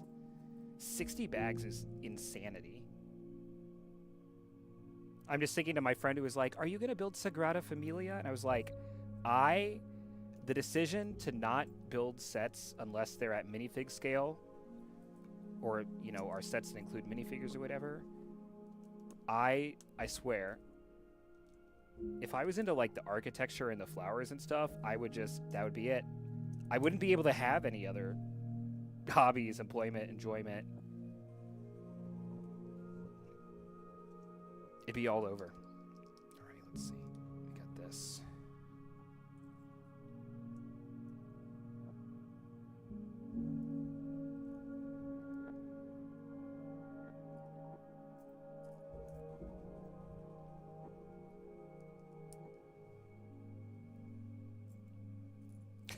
Now I'm almost motivated to go capture another sound. Okay, there we go. This is cool. It's offset 90 degree, 45 degrees. Seriously, where is this going? I don't know.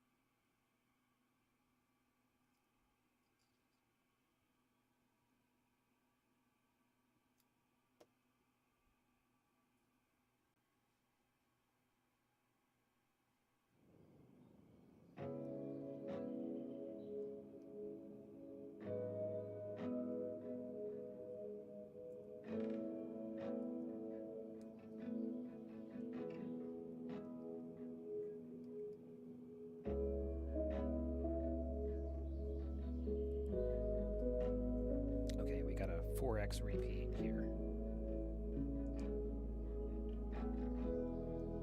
Enjoy! I'll be off in a half hour. Have fun.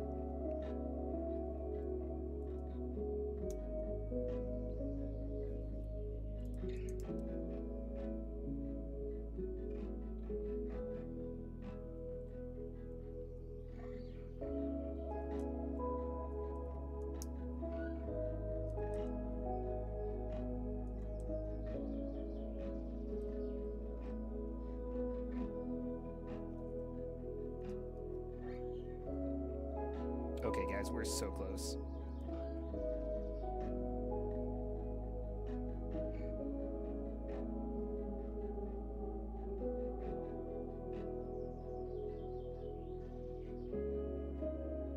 Okay, here's one. We're gonna do this 4 times.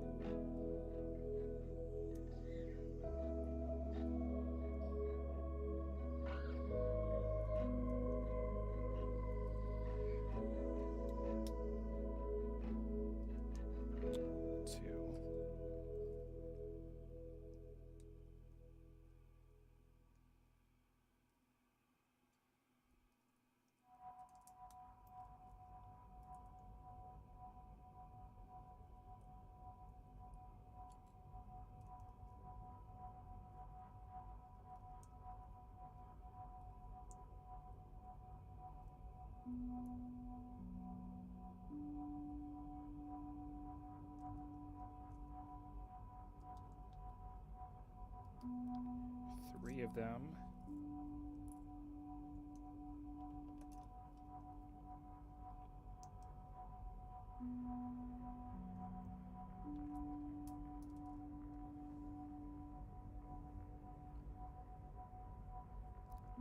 Oh, I dropped a piece. It'll be an extra piece anyway, but still. I don't want the cat to wake up and eat it.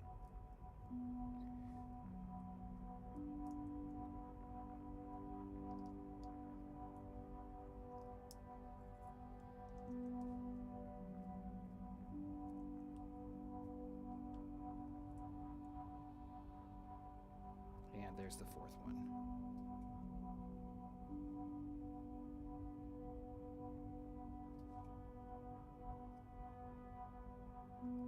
They're putting these sideways. Interesting.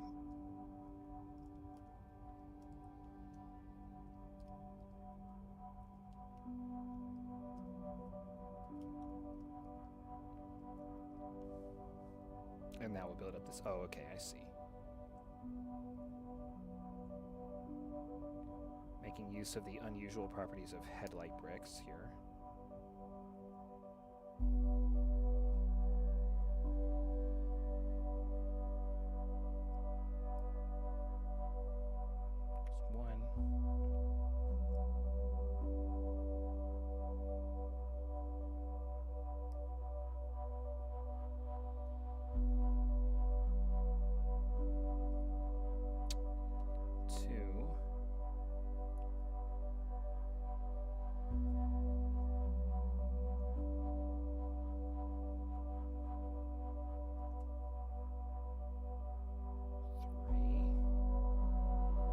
Repetition for this tower.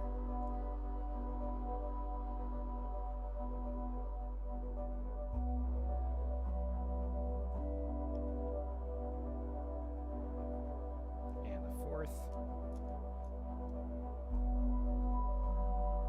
How do you attach this smoothly? There's one.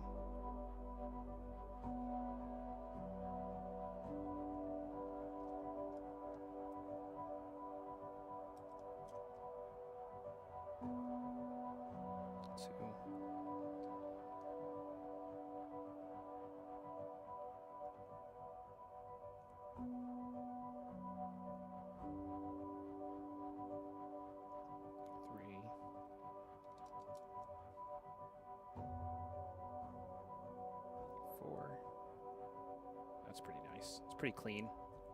Pretty clean tower.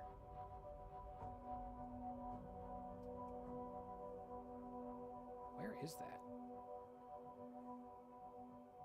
Ah, this is on the lower level, so I'll just have to set this aside. Looks like we're starting to fill in some other details now. Now what? Okay, now we're going to do what I thought we were going to do, which is close up the sides. So here's this one.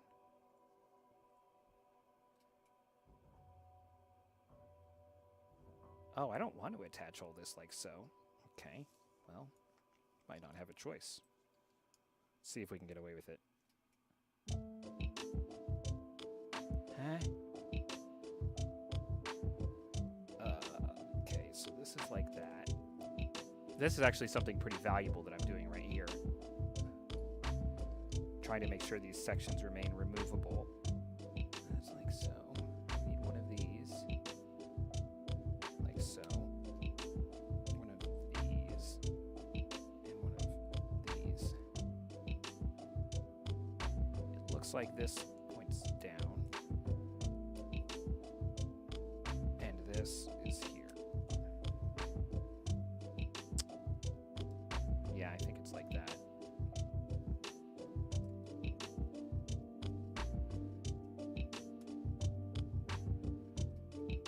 Okay, a little bit more detailing still.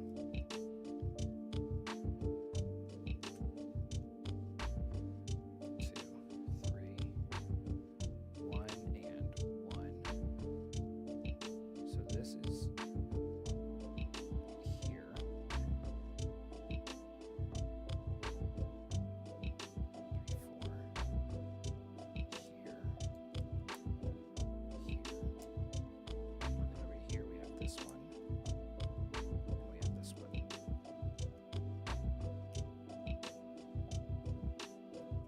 And that's that side. And then the other side will kind of do the same thing.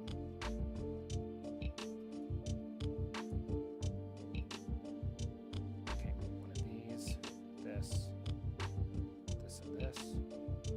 Looks like this one's right here. Then we go into. This appears to be a stud below, so it'd be like that. And then we have this coming down like so. And this like so. With some extra detailing like this. So here's one.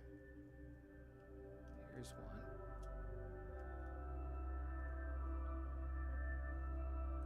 And then here's two.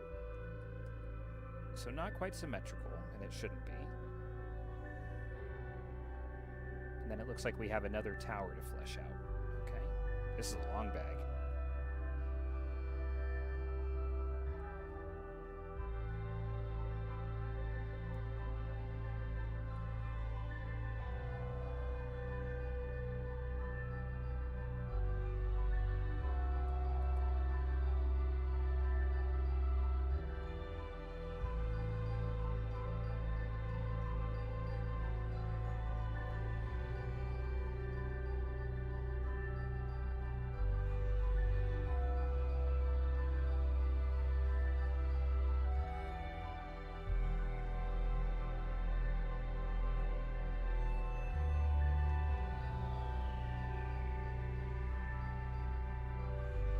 Been pretty consistent in the techniques we've used to build the interiors of towers like this throughout the entire assembly.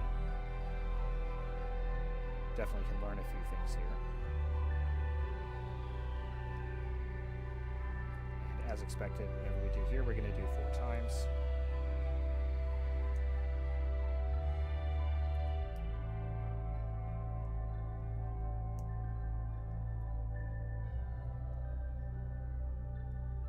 That's 1.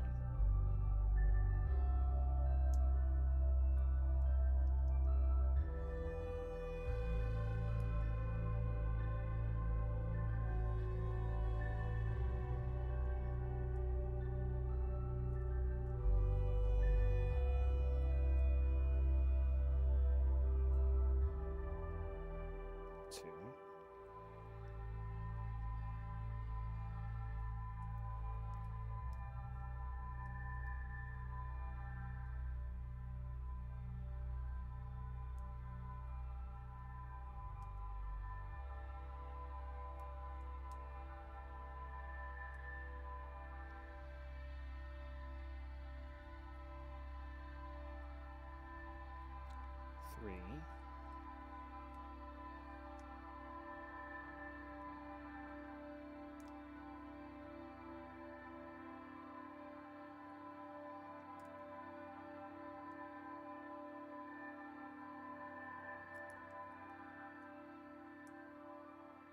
And a 4th. Get those placed.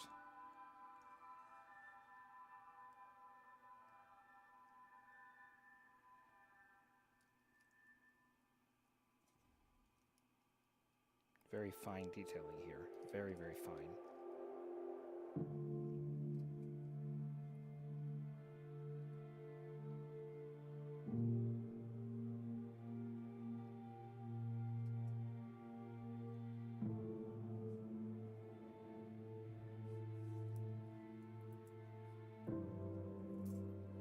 I think it's 3 bags to go. Here's 57.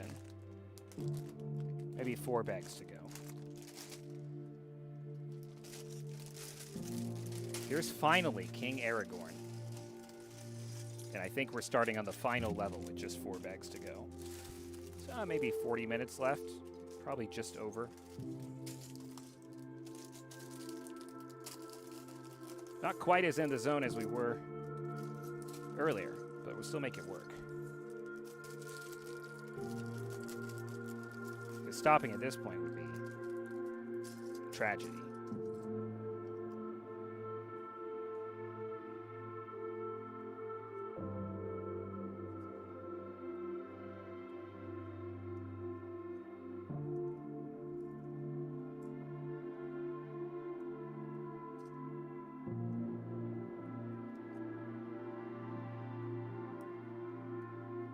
Beautiful Gondor armor and equipment.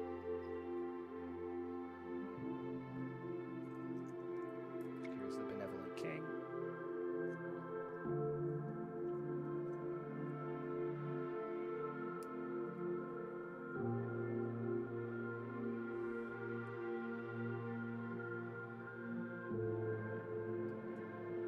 And we finally start the top section, which is so micro-scaled that we're going to do it in just 4 bags, much like a Lego architecture set, as we said.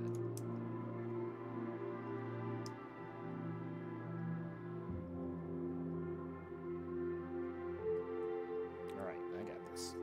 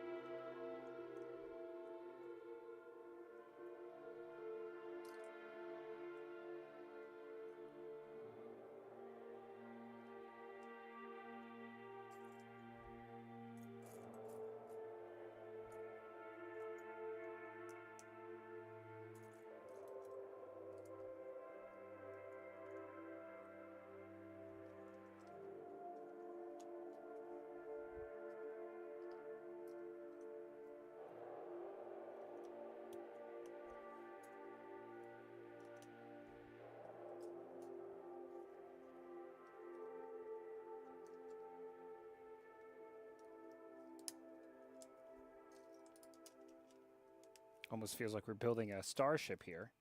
That would be a kind of fun alternate bow. Tip of MINAS TIRITH starship. We could do something with that.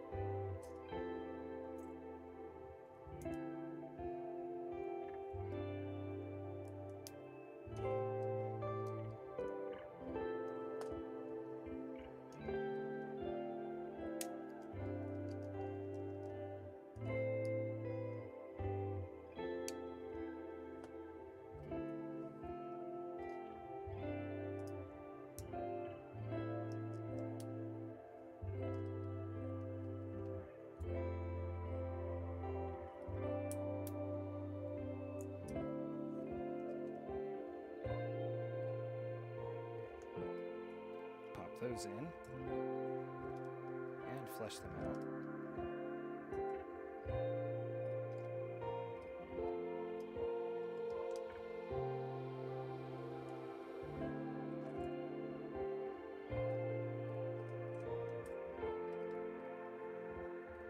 And that's because we're going to have some siding here.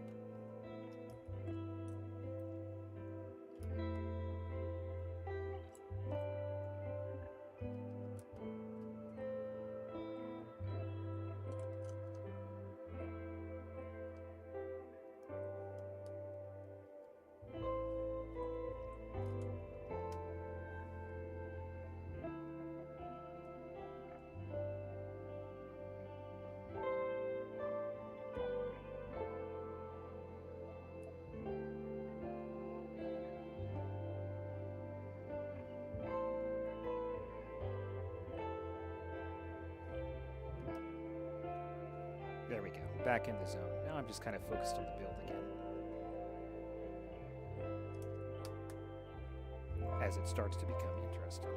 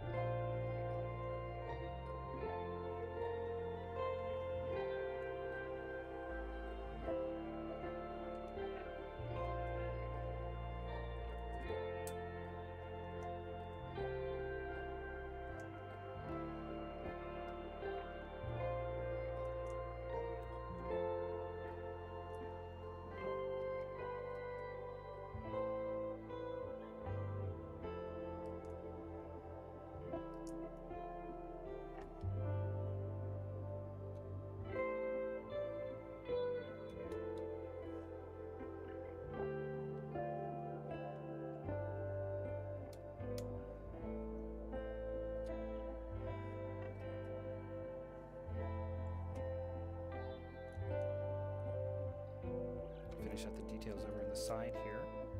This came together quickly.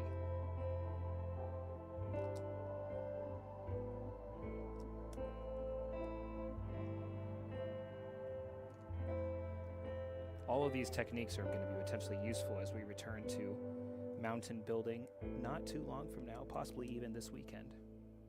And of course the other side.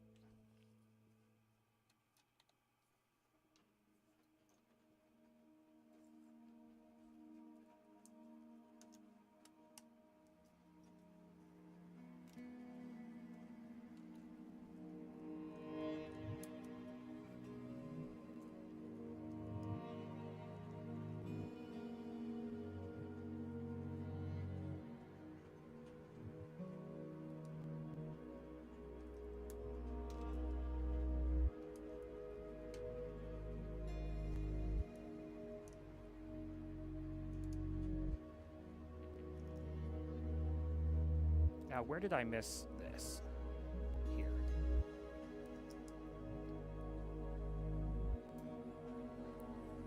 $58.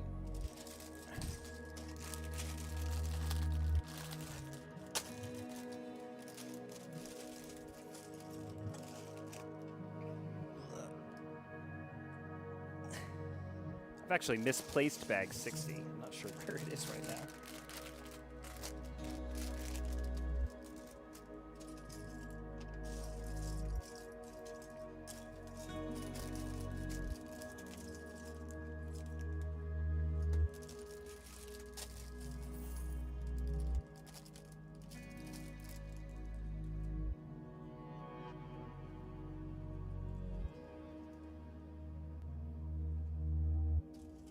Updated the stream name again to let everyone know we're finishing.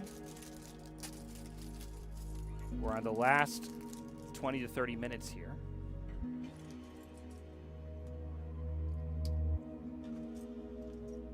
So let's make them count.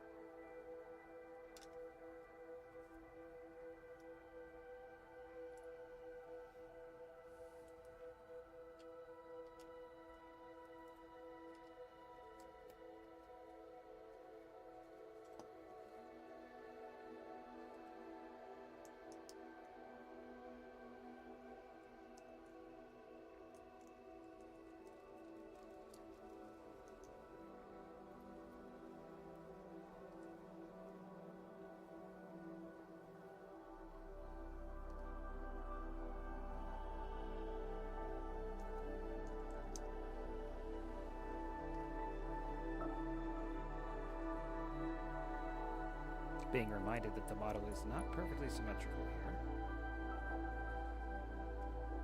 Some interesting design choices, though.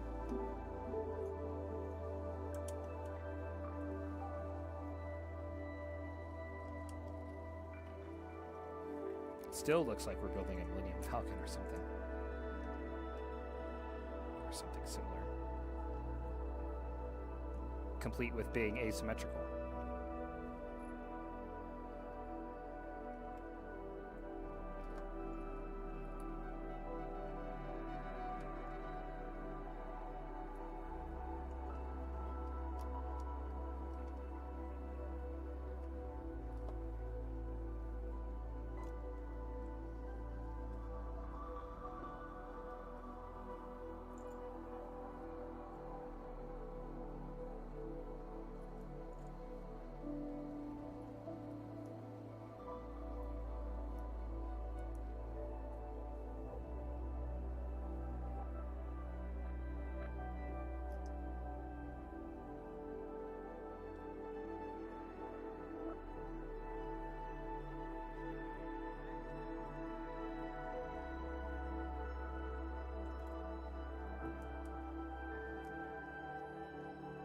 Starting to get back into the force perspective again as we round out the end here. There we go. But we're changing building techniques so constantly that you almost don't know what's happening.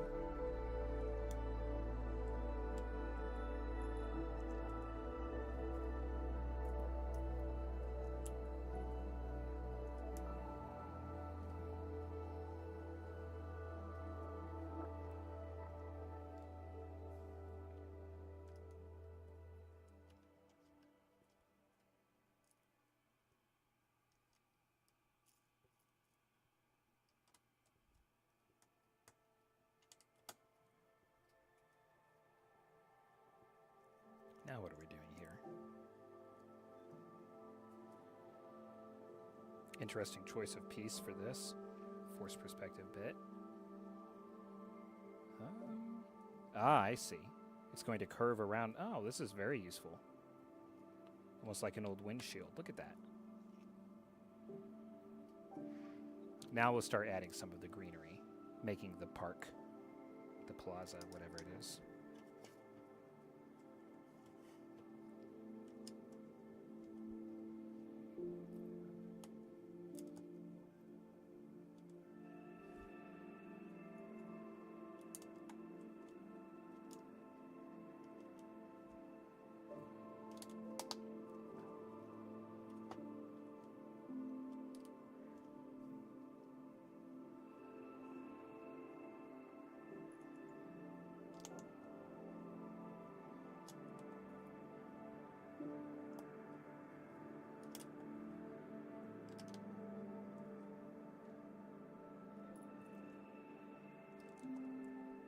Now we've got a whole fountain to build here. And this is pretty much exactly how I would have gone about doing so. Tiling like this.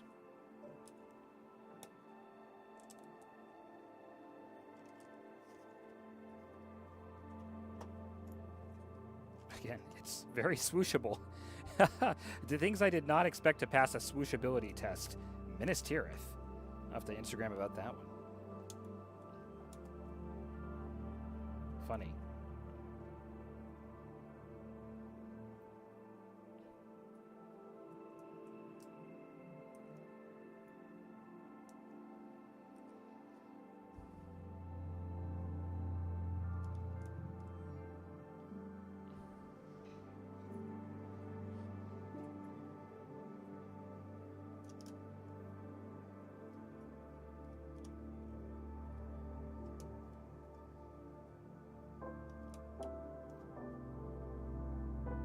This is it's too on the nose. I almost feel like the designers knew exactly what they were doing here.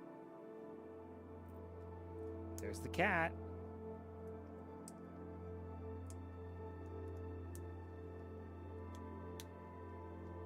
Another one up here. But with no particular detailing. And another one up here. Spectacular detailing, but it does fit neatly. Now onto a wall segment, it looks like.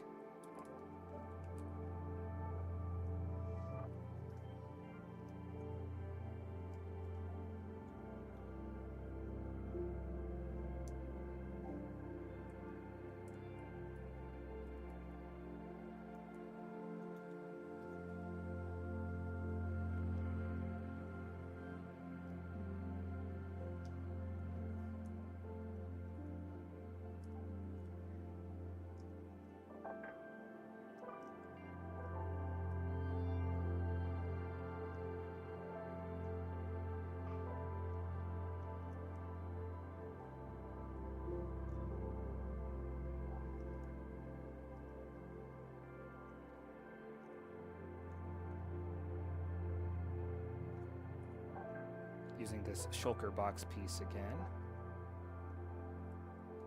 There we go.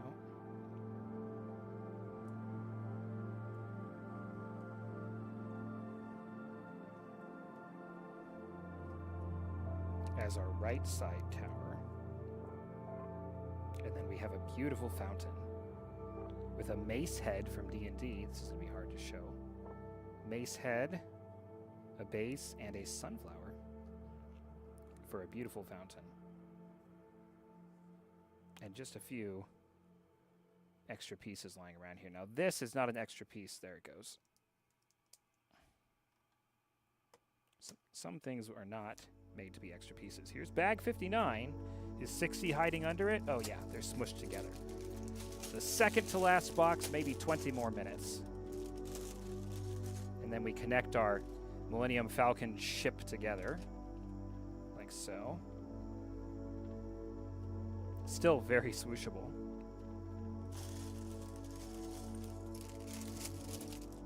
Get one more minifigure here, which is going to be Lady Arwen in a beautiful spring green dress.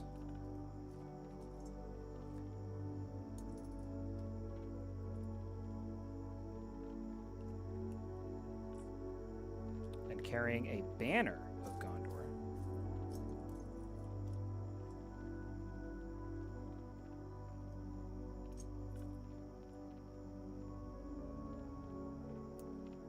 Attached by a microphone.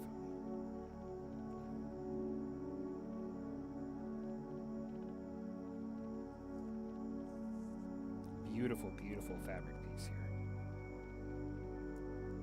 There it goes.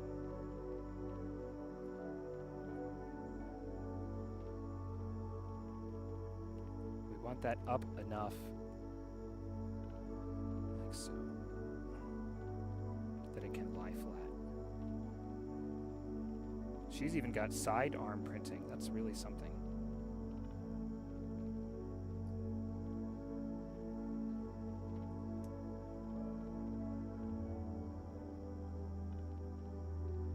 Look how flat that lies.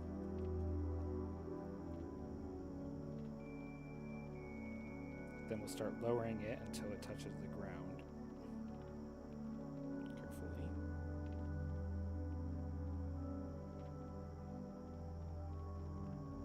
And there's our touch, right about here.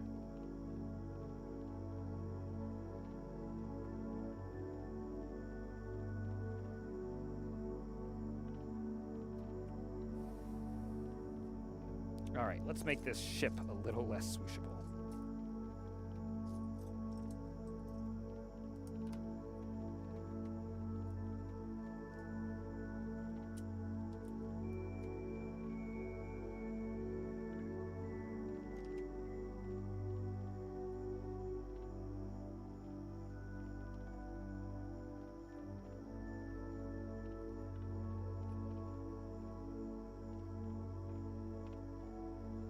This should be able to lie flush, actually. Yeah, there we go.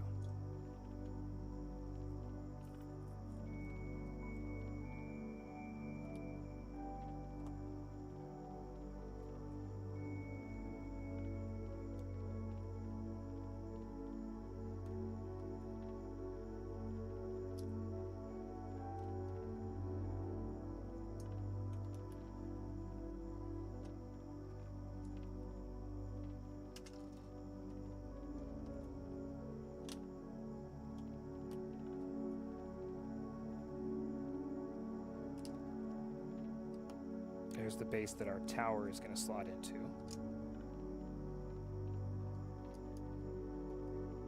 The highest tower.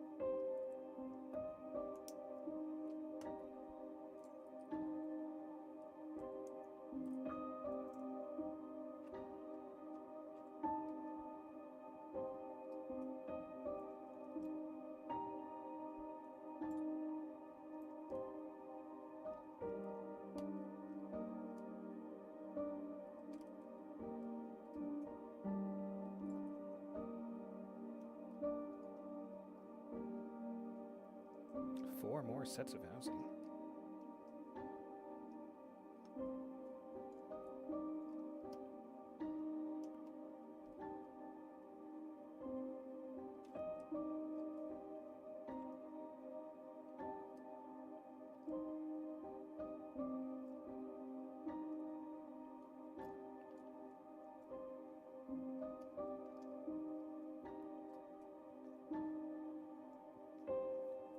Now for the back panorama here.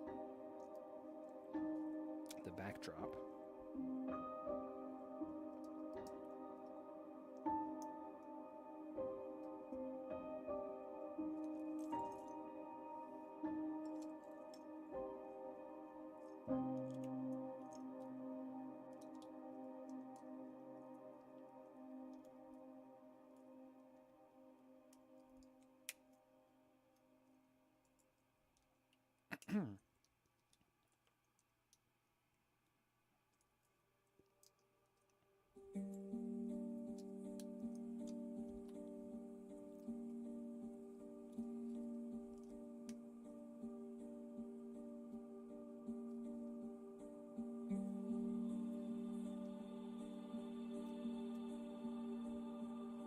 Oh, some very layered side stud work here. Very layered.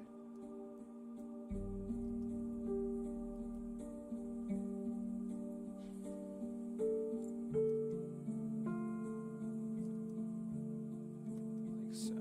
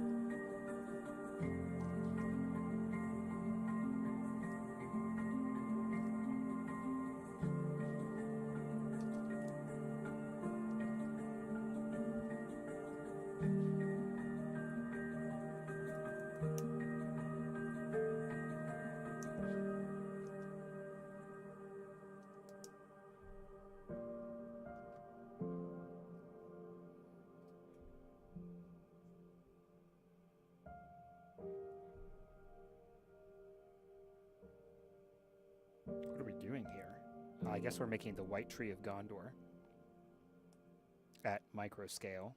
Yeah.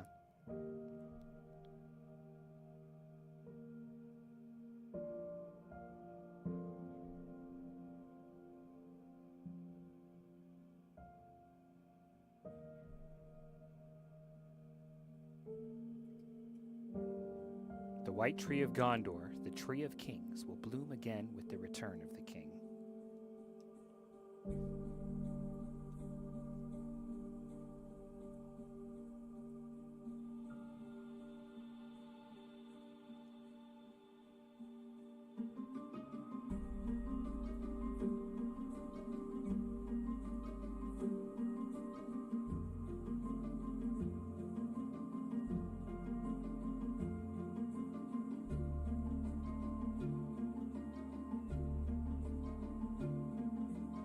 There's our single bloom. Put the tree down. Here.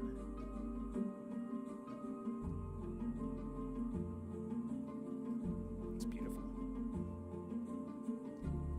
We are on to our very final bag. Bag 16. Swooshability check. Still pretty swooshable. Don't love that weight at the back there.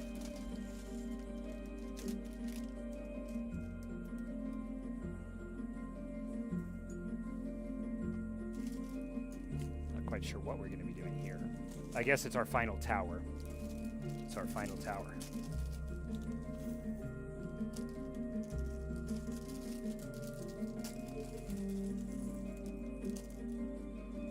Whew. One more tower, folks. We can do one more tower. What's one more tower?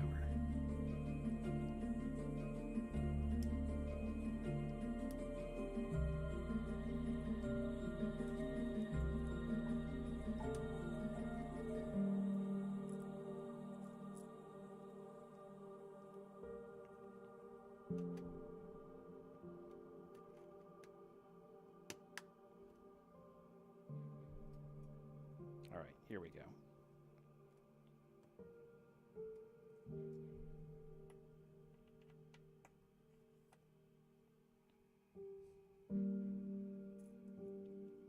This is a big tower. It's going to ruin our swooshability.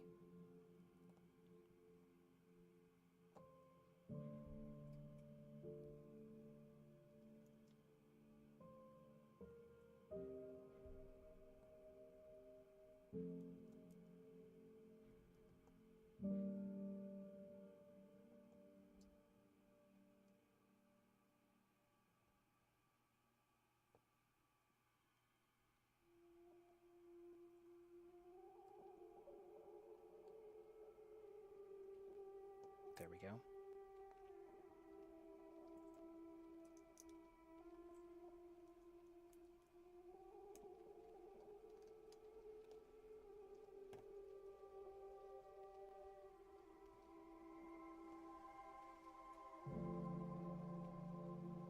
Such a big tower apparently needs a very sturdy base here.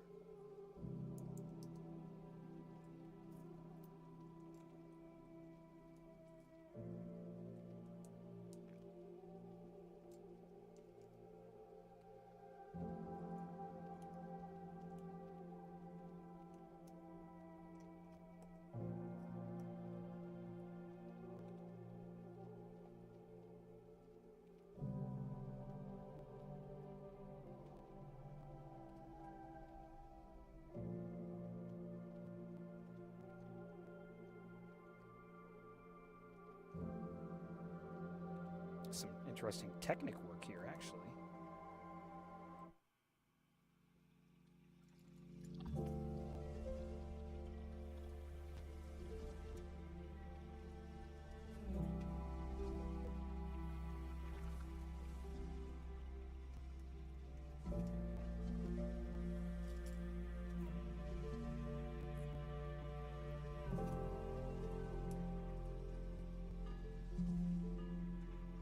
Alright, now we fill these up.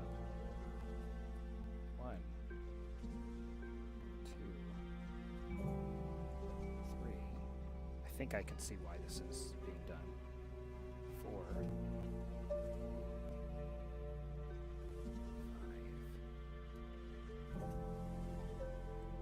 6,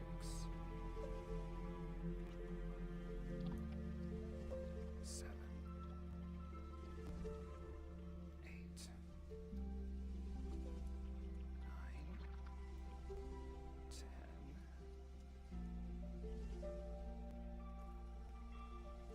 11, and 12. Now we have to line these gears up properly. Why exactly does this matter? So, we need this.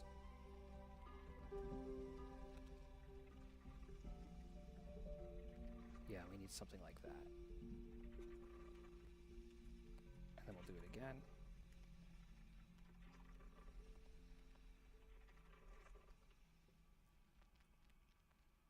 Six on top.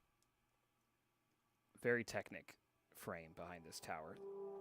One of the most technic things we've done so far in this build.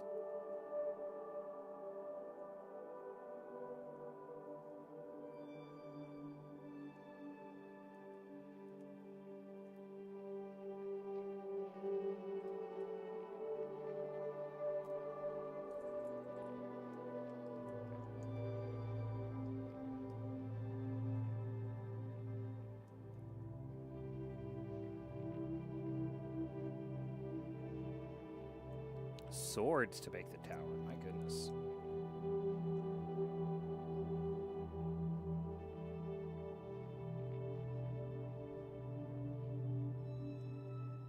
Dark saber blades.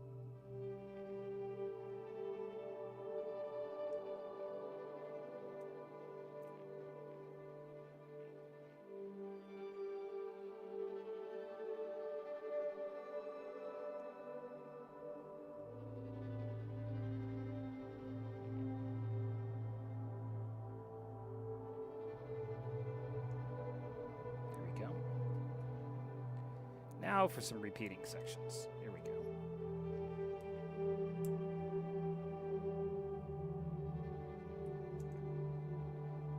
Very intricately repeating sections, no less. So this is the level of intricacy that I kind of feared the entire model would have, but in the end, it wasn't quite that bad. There's one.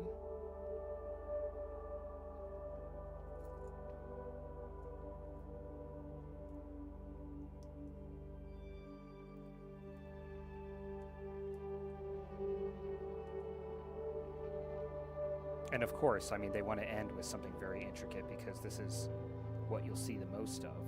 So I get it. There's a second.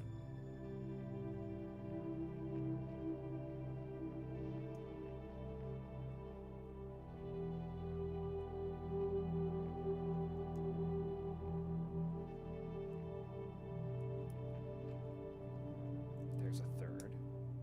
And this design is going on the black ones.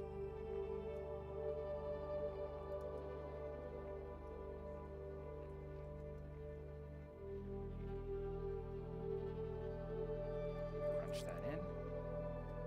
On to our next option. This is a little easier. More pieces, but less precise.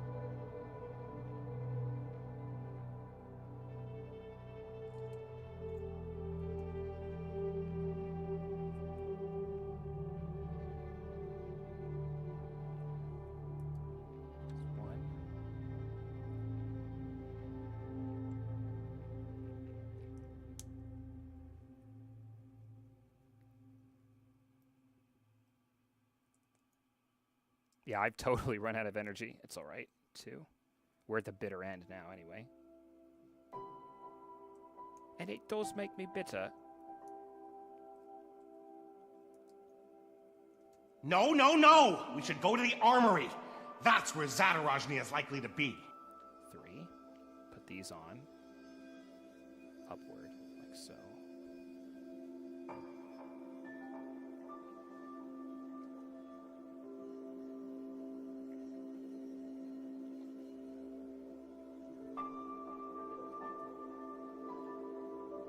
Now we're making something possibly not asymmetrical, or possibly not symmetrical. We'll see.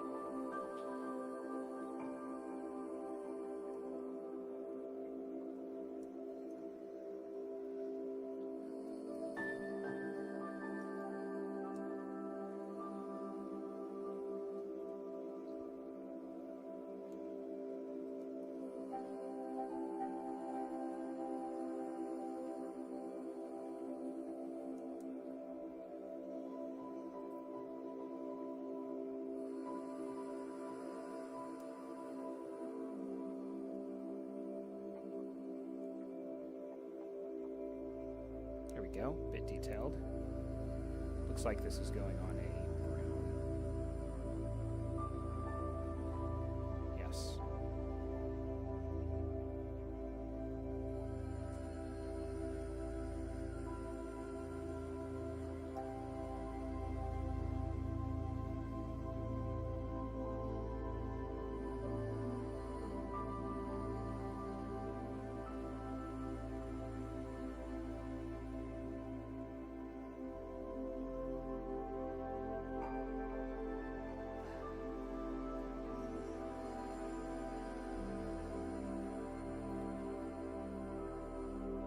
Each one of these is slightly different. That's bizarre. Bizarre and seemingly unnecessary.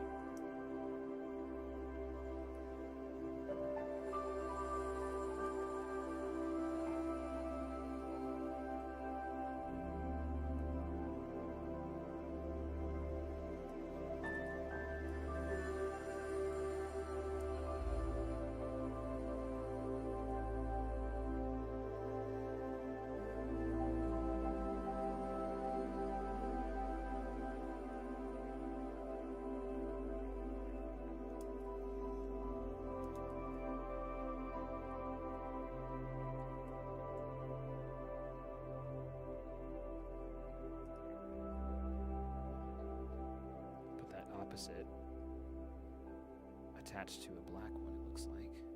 That's why. I see why there's asymmetry.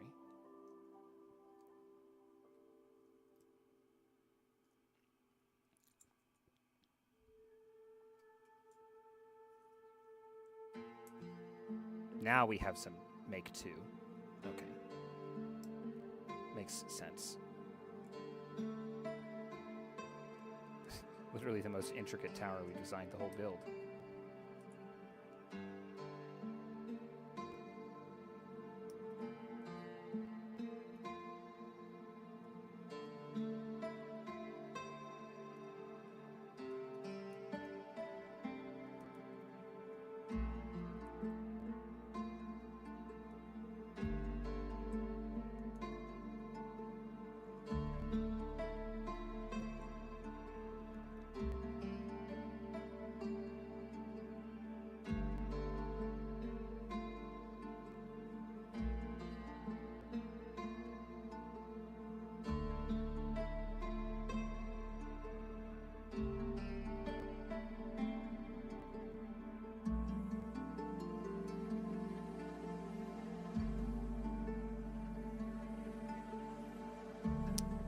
One.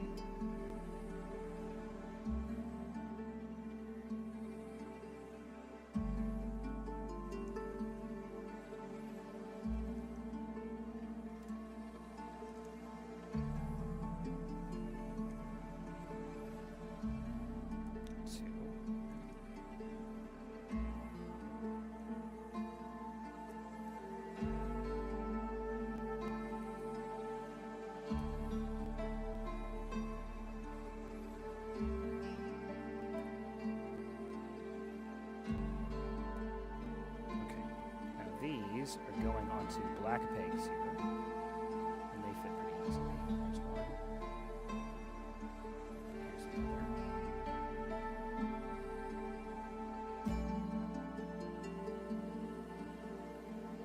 These appear to be ever so slightly under strain, which kind of makes sense with the way the thing is built. Yeah.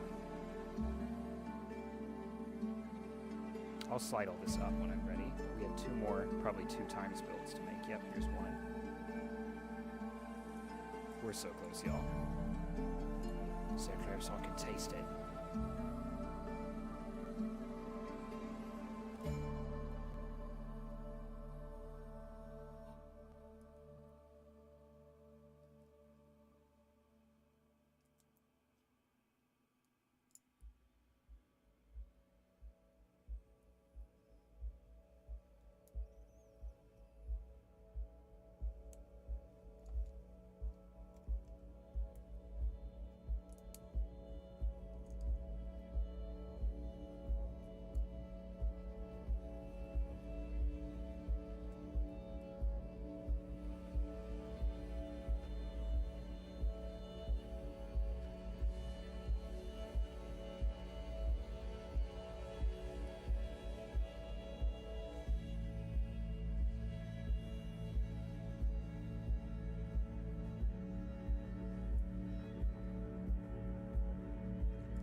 We'll put those on our last 2 exposed brown axles here. So there's one. There's another. Now this has a very nice textured feel to it. So I see that. Now we've got to make the utmost spire of this build. Tighten it up.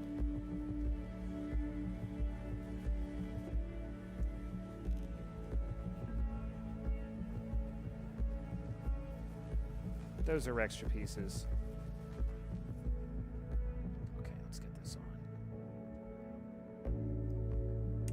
Absolutely bananas. And then we'll start moving all of this up. Like so.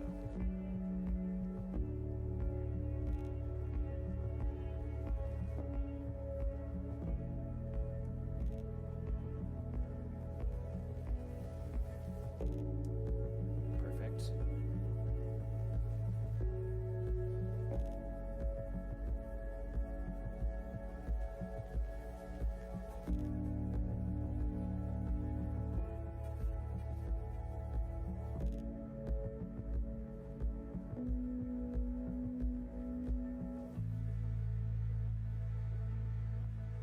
That's it. That's the tower. Plop that in place. Goes pretty easily. Now come the days of the king. May they be blessed. Guys, that was a heck of a build. That was a heck of a build. But it was lovely. And I'm really excited to display this thing. Keep an eye on my Instagram, and we'll get this shown up for you real soon. But until then, hope everybody has a good one. We'll see you in 2 days for a regular Sunday build stream. As for me, it's definitely time to go touch some grass.